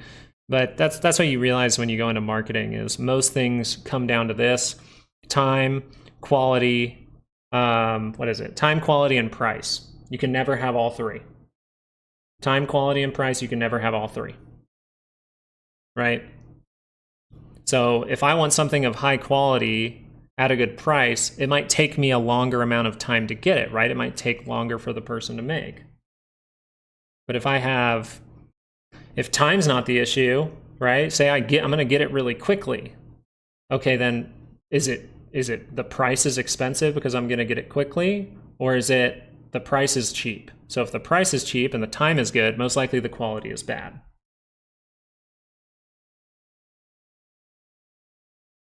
So usually you cannot have all three. But yeah. All right, let's go pop around, look at some stuff here. Tesla's still seeing upside. Amazon trying to curl up that 2 hour. Got to see if the daily is able to confirm here for Amazon. Oof, a little bit worried about this guy. I mean, you are trying to make that handle just a little short, but you do see the structure to head higher. Very good structure, I would say. I would have liked it to react just a tiny bit higher, but you do have structure in here to see upside, right? Yeah, and well, the way to think about it is if I want the best education, then I most likely will have to look for quality and time, right? Or quality and time, right? The timing will be good, the quality will be good. That's what I want to look for, and I'm willing to pay the price for it. So that's where you look at private schooling, or if you can get rid of time, then you would look at homeschooling, in my opinion. But we'll see. I have no idea what he's going to do to the education system, but I'm interested to see, and I will look at it analytically and see if it is a good option. It's very easy to look at that stuff now analytically because I have a daughter. It's great. Makes me look at things a little bit different, which is nice. Amazon, once again, I don't mind this structure at all. And we even dipped back into this zone for this dip. So I don't mind the structure. I just want to see if that daily can confirm up here. And then we want to look over at Nvidia. Nvidia still seeing weakness, not the best sign, still rejecting on the 2 hour as of now. Always be paying attention if that 2 hour rotates back up. AMD actually seeing great upside. We saw the little divergences in here. Awesome. That's proven to be good. Is the daily turning up? It could soon. So can we see? Oh, there's 30-minute divergence now. So the big problem here for even AMD is going to be this. That's a tiny, tiny divergence, right? A lot of the time, little ones like these, I'm very hesitant to take, but we can see how that easily could, as this is relatively controlled. You notice that? Pretty controlled in here, but a good upward move. If that 30-minute does cross, that means the 2-hour can cross back down. It can cross you back down. Right, so if that crosses back down, negativity can happen. All right, so we want to pay attention to that. I will check on the dollar in a moment. Something for Meta, really want to look at the 30-minute here. It was able to go positive, not a bad sign for Meta. If this can hold up, you see how Meta, like Amazon, does go to a key level. Even actually made the move a little bit higher, so maybe we're getting that handle now. But you can see how we've kind of bundled up in here. We got the head. Can we get this right shoulder to push us higher? So watch for this 30-minute. If that can maybe dip down a little bit lower and turn back around, test that 5 one more time, that'd probably be good. Really worried about Microsoft. I hate this look for Microsoft. Now it's not out of a weekly expected move, but it was at the end of last week. And you do have a little one, kind of like the one we were just looking at, and you have a tiny 2-hour one that says, hey, this can start to break down.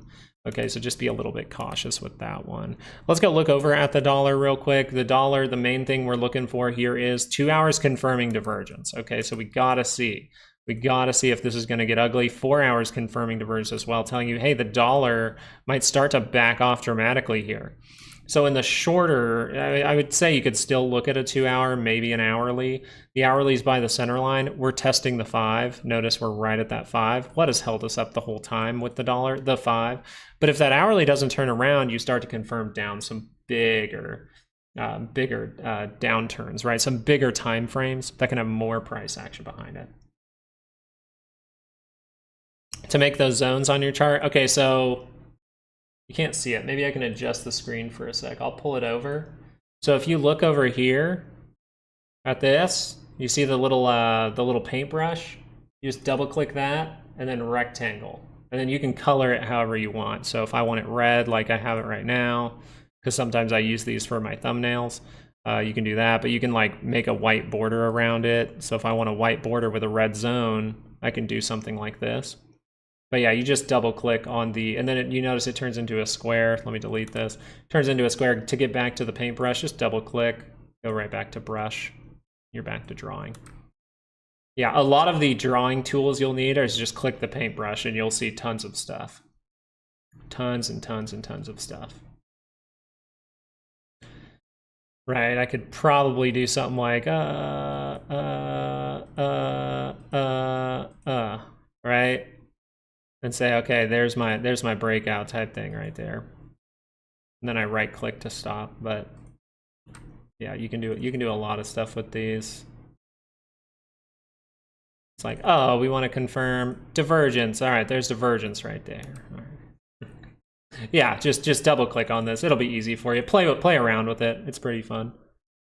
If you wanted to, you could do like measured moves and stuff like that, where you go like this and see if it follows that pathway in any way, kind of draw out your ideas. Yeah, I was a little bit worried, JC, over the weekend for a brief moment. Also, see if this turns back up on a 30-minute for volatility. Gonna be a big deal there. But I was a little surprised, you know, it was literally, holy crap, we were saying, is this a liquidity grab or are we going to new all-time high, right? And then literally, I think it was like 30 minutes to an hour after the market closed, we saw that story come out of Israel responded and attacked a lot of military stuff, bases, I think, for Iran. And I was like, oh no, that's the thing that could scale this thing up if we see the redistribution into TLT. That can really get a little bit worrisome. But that ended up being kind of a nothing burger for the market so far. So we'll see if maybe we need more of a scale up than that. No oil targets. Yeah, they said they wouldn't target oil. Let's go look at oil, by the way, because oil can be a good hint. Little 30-minute divergence, but we like our 2 hours just smooth if that's going to curl up. Okay, what's going on here, though? This is really spread out. Notice the 2-hour divergence was here. That led us to say oil was going to bounce. We don't have that yet here, so we could see something happen there before. But I just want to check 4 hour. 4 hour, weirdly enough, kind of holding that divergence point. Daily's more so. Okay, so daily's going to be the big deal. If the daily can curl back up, it's close enough to positive, so we'll see.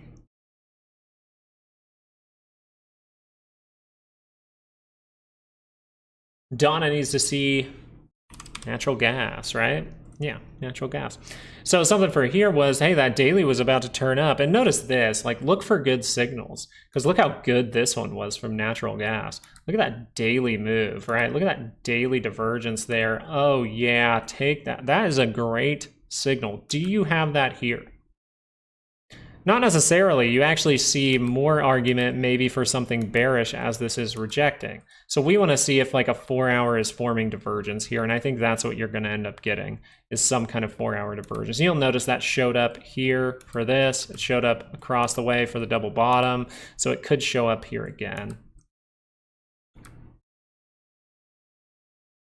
And dividend stocks I think are fantastic. So I'm a nerd. And sometimes I just play around on Excel. So what I like to do is I like to take, I had a, for a little while, I just had a dividend portfolio, kind of scaled out of that at this point. But for the most part, for a few years there, I just had a dividend portfolio and I just made an Excel sheet that would show me and build a graph for exponential growth. And that's something that's very, very good, John. If you're someone who can't pay attention to markets all the time, something you could do is find, I think, what was I always looking at? Like even, I think it was AT&T. AT&T. I think these guys have one. There's one that I really like, which is like QYLD. All right, but you can see stuff like this does pay dividends, and you can look for best times to invest. Does this look like a great time to invest according to the daily? No, it looks like garbage, to be honest. But if we really want to look at it from monthly perspective, that's what we want to see. So you could say, okay, right here, I'm going to buy this dividend. I'm going to make money until I see that go up, and then you can kind of play your game that way. No, I don't have the dividend portfolio anymore. I think I still have the list. Let me go look at my list. No.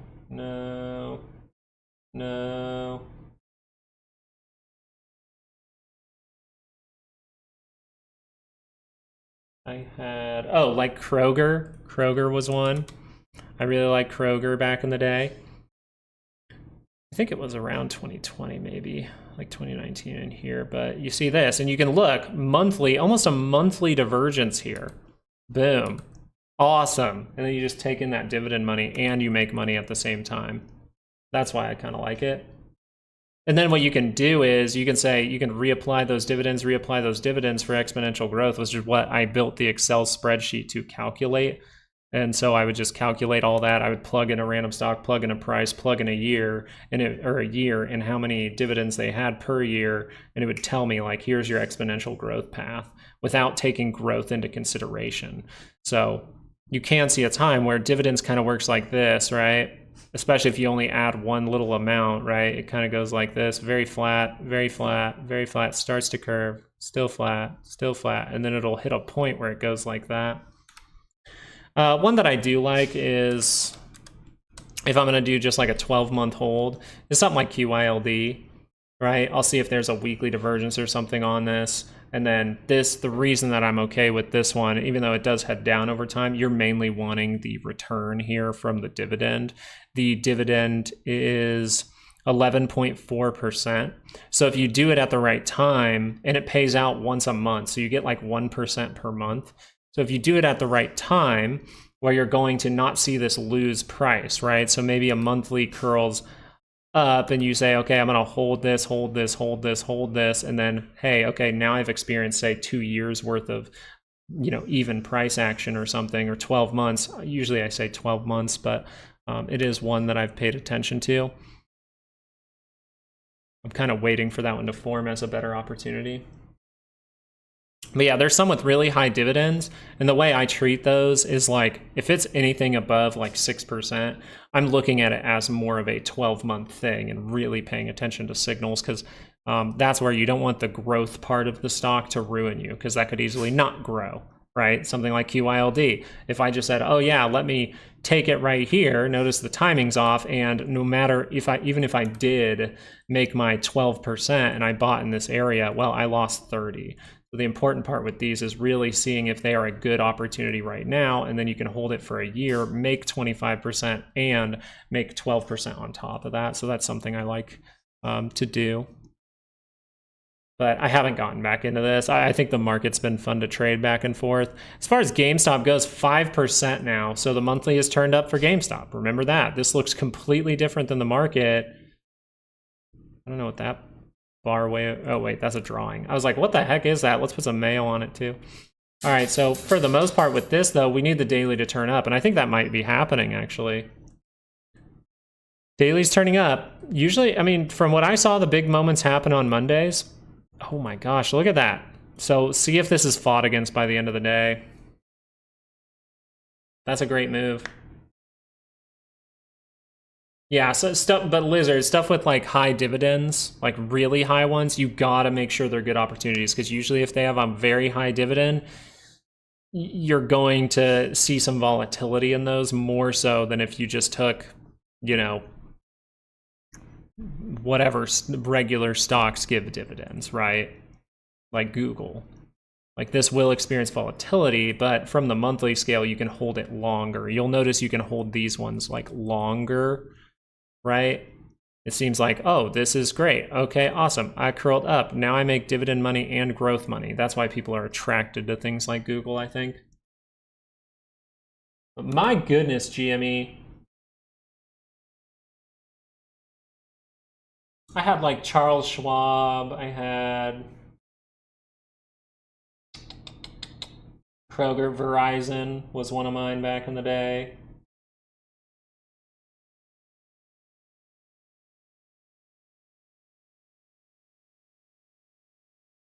Ooh, I don't think I ever did this one. Let me look at this one for fun. Yeah, that's not it. Dynex Capital was one that gave a bunch of dividends, right? So this was one I was paying attention to. It's not giving you the dividend 14.5, so you can see why I was paying attention to it. But it never saw good price action from when I paid attention to it. I saw it like in here, and I thought that was too late, I think. Because like, I think it was like 2018 to 2021 was where I was trying to do dividend type stuff. And you see that curl down, I just go, oh, that's not good, right? Maybe you could say, like, from this point, it's okay to hold for a year, make 14%. But I kind of decided I'm going to just try to grow my money just a tiny bit faster, because I can be a little bit slower. And then I'll probably switch to a big investment style trader. 30-minute? No. What are we doing? We need a 2-hour. On the Qs, right? Wow, the Q's still not doing it. 15 cents below, something crazy. Maybe we should watch it for a sec. Should we watch it for a sec? Because that's crazy, isn't it? That's crazy, isn't it? Look at that daily cross up. Good things happen. The other thing is the 2-hour cross up. Remember we were saying, hey, anytime that 2-hour crosses up, it's got a chance to curl up the daily, and ba-boom. AMC, we'll see if this gets some positivity from that, but for the most part, GME. Liking the look. This is where the fight happened. Oh. Now we gotta see if this fades by end of day. Yeah, and apparently someone was reporting that insiders are selling at the highest rate they've sold in the last 3 years. It's above that point in selling. So it does tell you, hey, this could get a little bit iffy. But I didn't see exact data on that. I like to see data. I want to see exactly what the data is saying, because I don't want to just take someone saying it as credible, no matter who it is. Even if Tom Lee came out and was like, insiders are selling at an unprecedented rate, it's like, okay, I need to go find that information. Wow.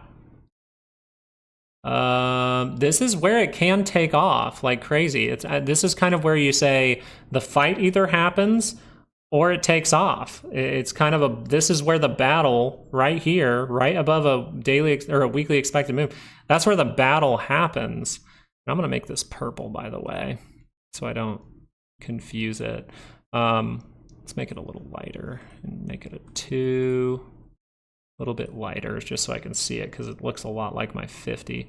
So this is where the battle between short sellers and, you would say, just people holding the stock happens. It's kind of, do they have enough funds to force the stock down today?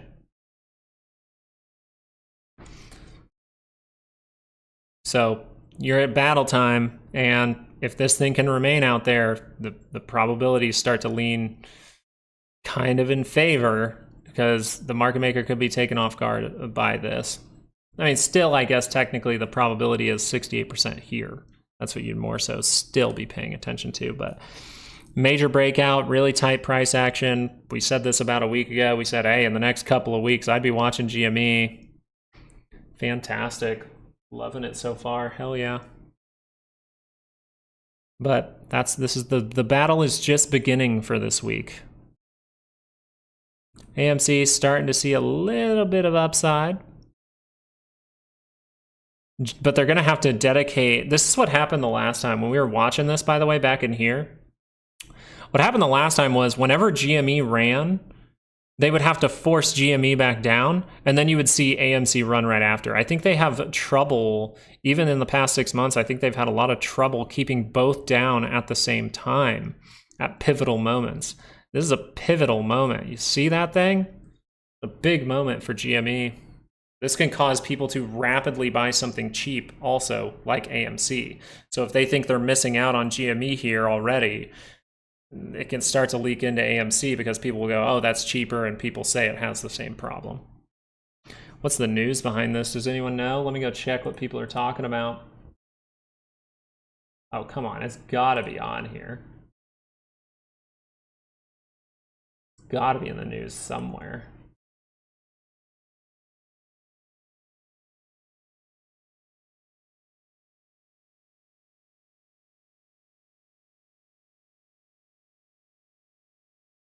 House of Cards.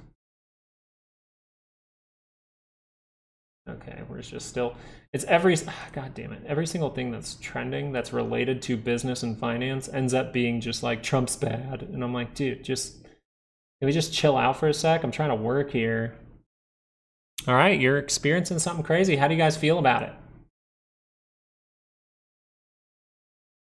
I did, John. I actually was looking at it a little bit. I kind of like it. What's it called? Legend or something? Legends? I think it's cool. I mean, I think it looks nice. We'll see if it actually like works.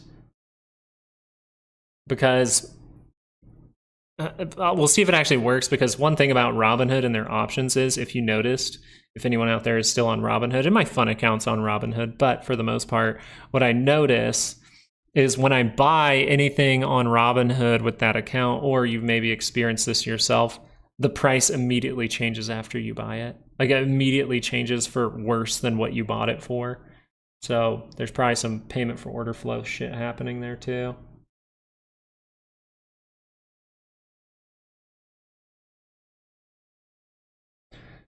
Yeah, Lee, and I think that was the first time that he was trying to bring that to light, but I think it was a test, and we talked about it back then as, I think he's testing them. I think this was a way to test how they react and if they can actually stop it from going up, and now we're starting to see this wicking come in. So just when the big moment happens, a lot of the time it's more so just like up, up, up, big down, up, up, up, right? But the 30-minute, this is all we watch. If the 30-minute crosses back down, probably not the moment, right? But I would say that the moment could be closer if this daily is crossing up. My interest is this going to affect the market in some way? Like Nvidia. Notice that's getting real toppy now, and it wants to come back in that move. Great move from GME, but can they fight the stock? Because still, you would think of it logically, if options market, this is kind of a mental game too. Anyone that took an option down here that maybe isn't looking for the big move, they would say, oh, 10%, that's a great option trade, right? They would say that's fantastic. Cool. Awesome. But AKA what I'm trying to get at here is usually when you get above these lines, people start to mentally start thinking about selling because that's all they even expected, because that's how much money's in there. It's kind of a mental thing.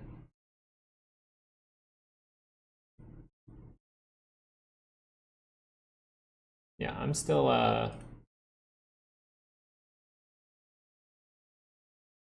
trying to find news on this. If anyone has any report on why this is overall happening, please let us know. Let me do this.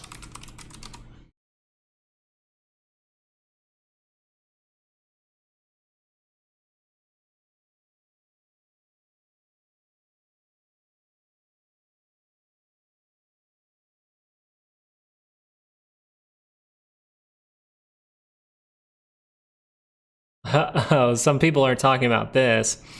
Some people are talking about the fact that they could send stocks lower, like crash the market to kind of force this back down, which would make sense actually, because you would see stocks come down, they would have cash on hand maybe, and they'd be able to fight the stock. But that's them having to dip into their own pocket. That's not a good thing.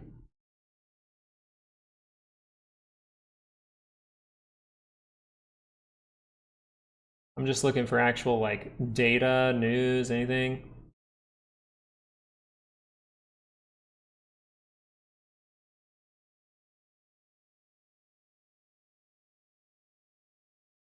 I got nothing.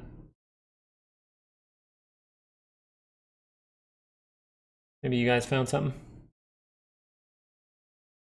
Yeah, send the tweet, Lizard, because I'm not seeing anything. Or at least quote it. Yeah, quoting it's better because links don't always pop up. Ryan Cohen tweeted over the weekend. Okay, over the weekend. Yeah, TLT trying to base out maybe. Volatility, are you turning up on a daily? Not yet. Are you turning up on the 30-minute? You're trying to. So watch out.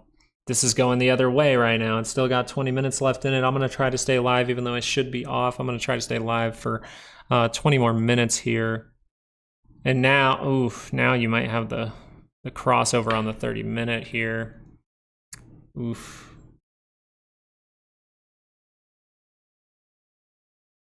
Is this market intoxicated? Well, the market's definitely drunk, right? That's what I call it a lot of the time. If you're on my Twitter, I call it drunk spending. The government's drunk spending. And their spending does affect the prices of little things like food. So government spending for the last 4 years adds up to 42% of price increases for food. So it is drunk spending. They're spending like a drunk person without any, and when you're drunk, you're just willing to make bad decisions. You're willing to be riskier, right? That is one of the psychological things about being drunk is you'll do riskier things, right?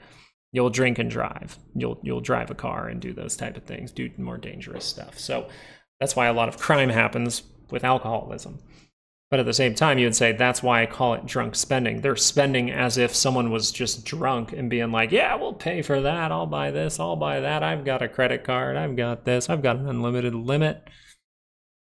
I've got no limit, unlimited. And I think that's what's going on. But we'll see. We just have to, the thing is, it's kind of like, how drunk can they get till they throw up? You know what I mean, Ant-Man? It's like, how drunk can they get? How big is their stomach? Like, how big is that beer belly? So, all right, let's pop back over, see if the fight is, oh no, oh no, oh no, the fight, no. It's still up there though. That was a great breakout. That was great because you didn't just touch it and reject off. You actually went through it, so you are above it, but you see the fight coming in.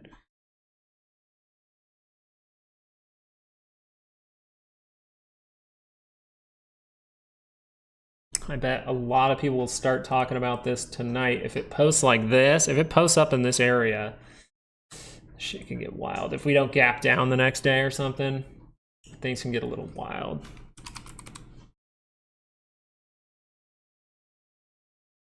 I'm just surprised not everyone and their mom is posting MOAS.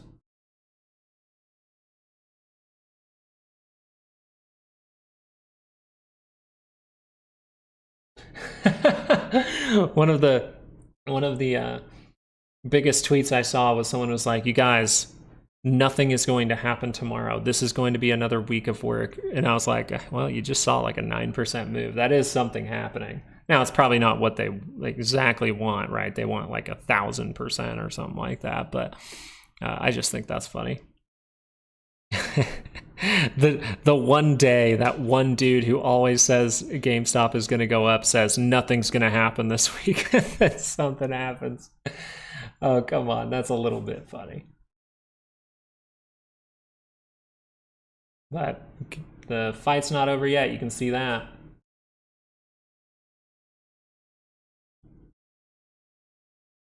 Oh, we came back down in it. Gotta stay above it. I want to stay clear above it too. I don't want to be in range of this. I want to end at like 23. That's what I want to end at. Make it cost some money for them to fight it. All right, VIX kind of not curling down anymore.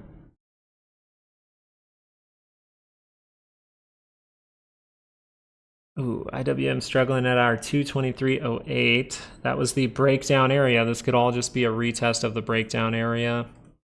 But the 2 hour has just curled up, so you would really think that positivity continues a little bit there. This is just too fun not to watch. Come on. Let's watch like a 1 minute and just stare at this for the last 6 minutes we're on here. There's that purple line. Let's see what craziness happens. Let's have some fun, huh?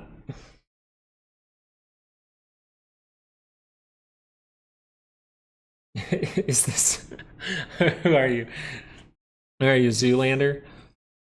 What is this, a MOAS for ants? We need to make it bigger. For people. Oh, that's so funny. Oh, I already sprayed it with some. I don't want to do too much, you know. I don't want you to, I don't want you guys to make too much money. You'll never come back to my channel. So I can't spray too much Japanese mayo on it. Everything's green. I don't trust it. Yeah. A lot can change overnight, but for the most part, I would more so just say, is this a good signal? If so, okay, cool. It is a good signal, just so you know. Wake me up when it hits 1 million. So yeah, you have a daily signal. If the 30-minute crosses back down, it might be something to more be like, ah, dang it. Because the 30-minute usually does cross up and it never crosses back down. But I thought we'd see some crazier stuff than this on the 1 minute, to be honest. Maybe they're fighting AMC right now. A lot of barcodes in this.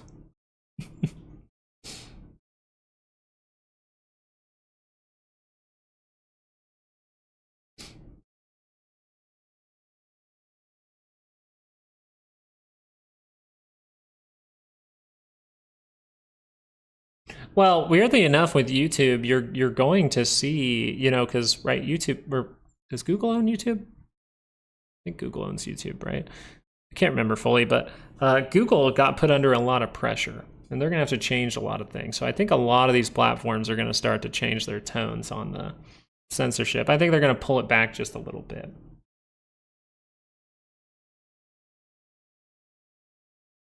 Yeah, it is Alphabet. Okay. Damn, I thought this was going to be crazier. This is like the most boring 1 minute chart ever. Like, I bet the SPY might even be more entertaining than this. Look at that. Consolidation, not bad, not bad. Like, when you really look at this, you can see that consolidation and the key level that we're consolidating above. We're trying to, but keep coming below it. Very cool to look at 1 minutes every once in a while, but we obviously know the 30-minute turning down is what we need to see. Then the 2 hour just completely confirming down there. Well, yeah, and that's what can happen here. If they want to fight GME early on, if they can't fight it, then they might just have to pay for their bad doings. But if they can fight it, you might see markets pull back in some way, Nvidia pull back into its monthly, and then you'll see GameStop go back down. So we'll see. Right now, we just want to say this. Like, try to just keep things as simple as possible. Daily is curling up. You're very consolidated. Daily is curling up. It's trying to break out of the range. Daily is curling up. I have divergence points. All of this says good things should happen. And so it doesn't mean, hey, risk my house on it, but it does mean something good can happen with these signals while we're seeing bad weekly signals from the SPY, the Qs, Nvidia, pretty much you name it, we're seeing a weekly bad signal right now for these big stocks. Maybe except for Amazon, right? Amazon was trying to curl up on a weekly, I think, but Amazon already confirmed the bad signal. So give me a second here, guys. I'm going to just go let old man upstairs real quick, and I'll be right back. AVGO, Mr. Engineer, if someone can help him find the timestamp, we did go over AVGO. If you can't find it by the time I'm back, we'll look at it again for you. Just give me like 2 minutes. I got to let the old man out.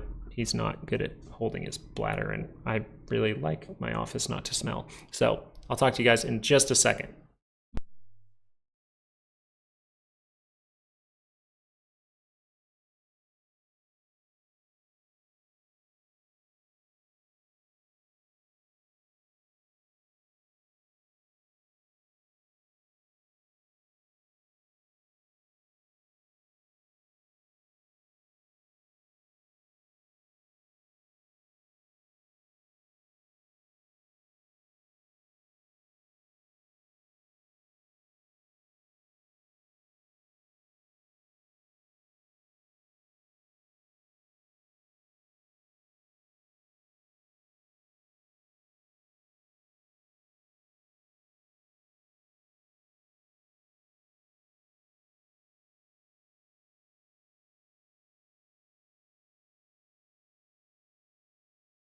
All right, sorry about that.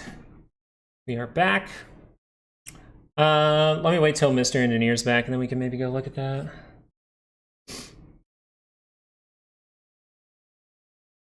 Yeah, this is the breakout point. Yeah, you're at it. Okay, you're here. Let's go look at AVGO. It's not good to just stare at the thing all day, right? It can really trick your brain a little bit. Let's go look at something else. AVGO, the main thing here that I was talking about, I believe the main thing I was talking about with this one was actually the weekly scale when it comes to bearishness. Because there's earnings can be a 50-50 flip, Mr. Engineer. That's something that you can just ingrain in your brain forever. Technicals sometimes get thrown out the window with earnings. So I say a lot of the time with earnings, downsize position, so I'm not going to lose a bunch because there's a bigger expected move, so you can make plenty with smaller amounts. And it's a 50-50 flip. So you have to know, if you're playing earnings, it's pretty much gambling. Now, there are scenarios where you can do it. And we've talked about this with Apple in the past, with the past earnings, that one earnings that saw some major positivity. If you have the golden setup, which is discussed in the course, okay, so to really learn that, you're going to want to take the course in the description. It's 90% off all throughout November. But you really want to see golden setups to make a decision, and still probably, I don't normally take stuff, but if I do on earnings, it's going to be with the golden setup. So as far as this goes for AVGO, this is a horrible signal, because what you're doing is, yes, this could be a cup, a handle, but you most likely did not make a good cut because of this right here. It violated 50% of the move down. Okay, so we'll say this maybe could be consolidation to head higher. Anything can happen with earnings down the line, all right, back down in December. But for the most part, we see this could be a double top, okay? And you're more seeing the double top signals really start to confirm here. If it's going to be a deep handle, you're going to see this weekly be able to curl back up into positive territory. But this could be a double top, which means I have to treat this red bar right here as bad. I have to treat it like this could confirm a double top. But that would tell me I'm not going to be bullish here. I'm going to wait, I'm going to see, and then see if that turns back up. And then right now we're at a pivotal point. Is that going to confirm this week? So in order to see that, we can see the 2 hour here really trying to get a bounce. So if this 2 hour bounces, you're most likely not going to confirm the weekly chart just yet, right? That weekly divergence. But for the most part, the 2-hour can see a solid bounce here. We could say that this level is important. If we really got down to here, we could talk about head and shoulders, right? If we got down to here, talk about head and shoulders. So if we're going to bounce from here, we're going to curl up on this 2-hour. Okay, great. If we're going to do that, I just have to watch out if that is a lower high because we are deep into negative territory. The other thing is I might want to look for, do I have signals that say that AVGO could bounce from here?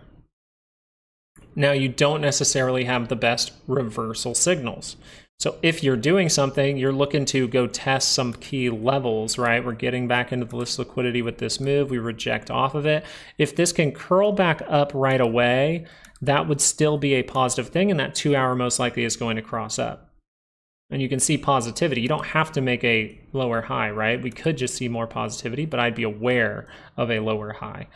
Now, there is a possibility that this is going to turn down dramatically and get to where?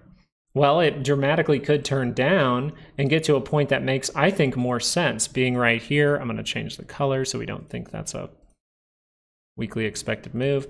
But for the most part, if this would turn down, do this, and then go like that, well, then you might actually have a 30-minute reversal signal. And then that's a good indication that the 2-hour is actually going to cross.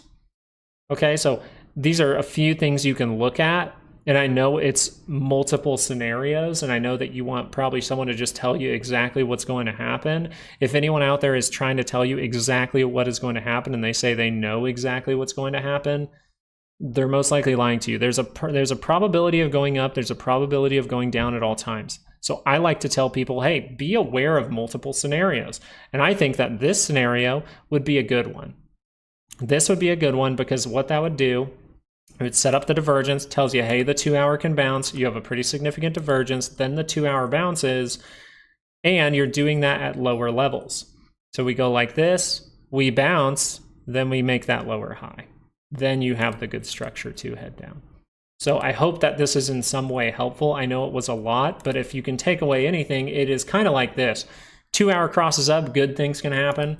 But if this weekly crosses, then most likely good things ain't going to happen.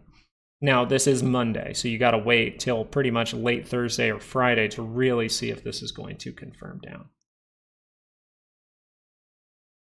Yeah. Hopefully that was helpful in some way. Damn. Yeah, Mr. Engineer, I know it's a lot too. It's just, yeah, I have to go through all of it because, you know, I know that that doesn't have earnings like right away, but it does have it around the corner. You could always see one more 2-hour move up right now and make a new all-time high, and then it's a trap. So there's tons of things that can happen. It's good to just know how to really look at those signals and be like, is this a great reversal signal? It would be if it holds that higher low. But if it's going to dip down a little bit deeper to go to more of a key level, in my opinion, then a 30-minute divergence would form. 2-hour bounce could happen. Then that 2 hours ripped away. You're pretty much behaving like a bear market there for that stock. Like exactly like a bear market for that stock. If the 30-minute does get the bounce from the key level, then you get a 30-minute divergence to the upside that tells you the 2 hours is going to cross down. That's what a bear market looks like. You'll see tons of little setups like that. Volatility, want to see that this thing is curling up on the 30-minute. Is curling up on the 30-minute, which tells us that the SPY is most likely, weirdly enough, the SPY is most likely, as volatility does confirm that, to turn down on this 30-minute.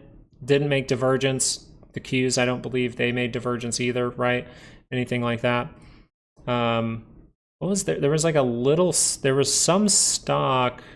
Okay, stocks like Amazon, not Nvidia, but Nvidia really turning. This was it, AMD. Watch out for AMD. It did make the slight little divergence here. Now it does have earnings. This is something that could save the market a little bit going into the end of the week.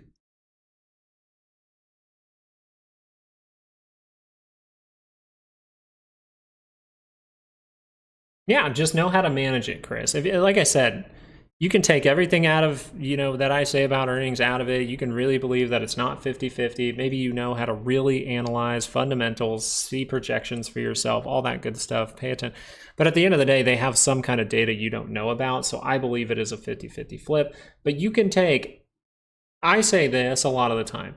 As long as you know how to manage trades in a very, very good way, you can take whatever trade you want, right? I can take whatever trade I want if I know, hey, I could take this 30-minute to the downside play, right? If this would say crossover right here. Now, I would want to pay attention to if that whips back around, right? That can screw me, so I know how to manage a trade. They're fighting GME exactly where you'd expect it, but we're still outside. So if we can remain outside, I like it, as long as we don't gap down the next day. I'm prepared if it goes to 0, only risk $100. Exactly, so you're downsizing, so you're thinking correctly. You're downsizing that position a little bit, saying, I know a big move can happen with this. Okay, maybe you made a weekly expected move and you know how big that move can be. And Tesla made that move and more last week. So Tesla had a huge amount of implied volatility last week, even bigger than most weeks, which it always has, like 70%. Last week it was like 86. I think it was 88%. Up and down, it's a scrap. Martin's saying it's a scrap. We'll see. This 30-minute hasn't turned back down, right? When the moment happened, if you weren't here when I first started talking about GME and AMC, I thoroughly researched the charts before talking about GME and AMC, okay? And the thing I noticed was a 30-minute chart turned up, and until it was at crazy levels, it did not turn back down for both of the stocks. And for AMC, it actually gave you a divergence, a 30-minute divergence at the exact top. You could have had the perfect sell if you knew how to trade with 30-minute divergences. So if you don't know how to, I highly encourage you to do it. It will really help you out, and especially once you add weekly ranges, oh my gosh, you're gonna see a whole new, it'll be like a video game. You're gonna gain that new skill and just like be able to roll through a lot of things in the market.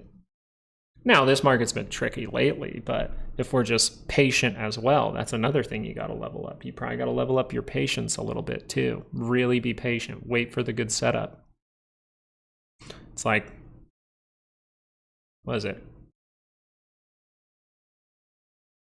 IWM didn't get the best one. See, these things gap. That's what sucks.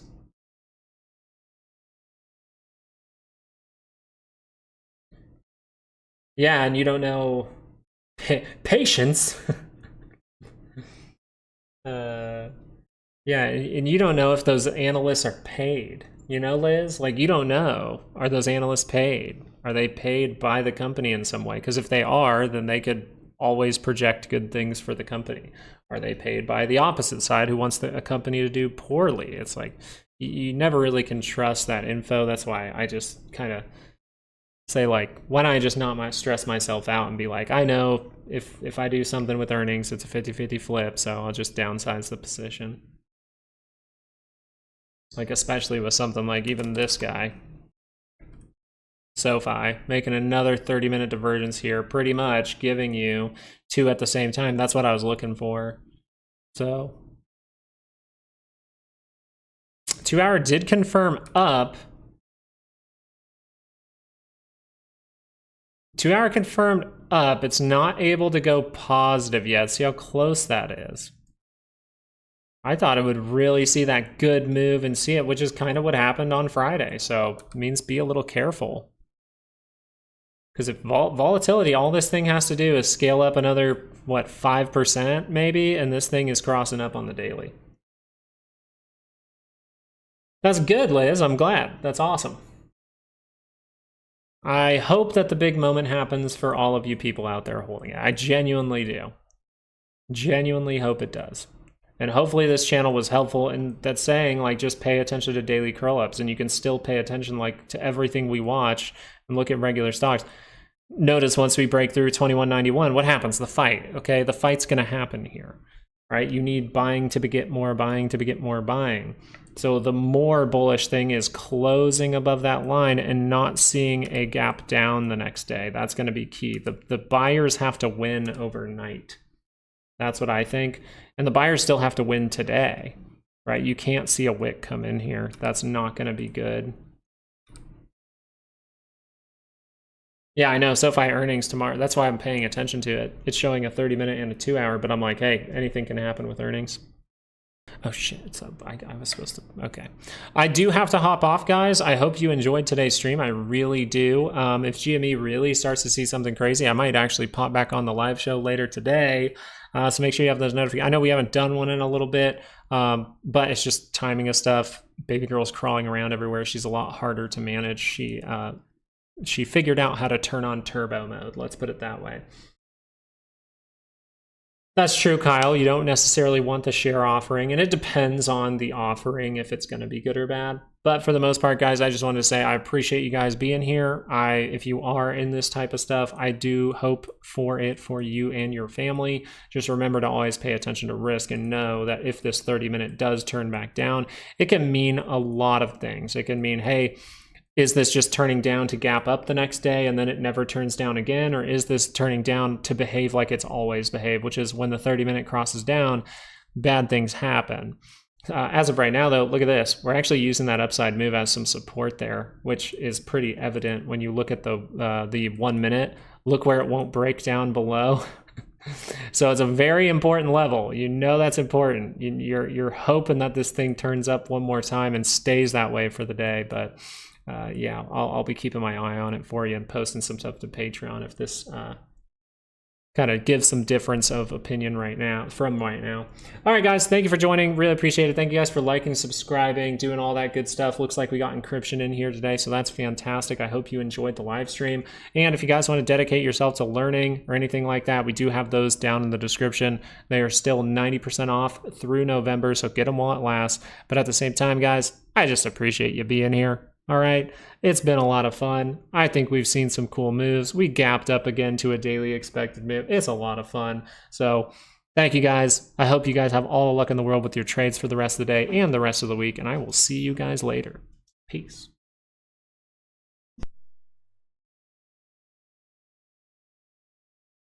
Oh, I'll try to take a look, Jeremiah. Sounds like fun. See you guys.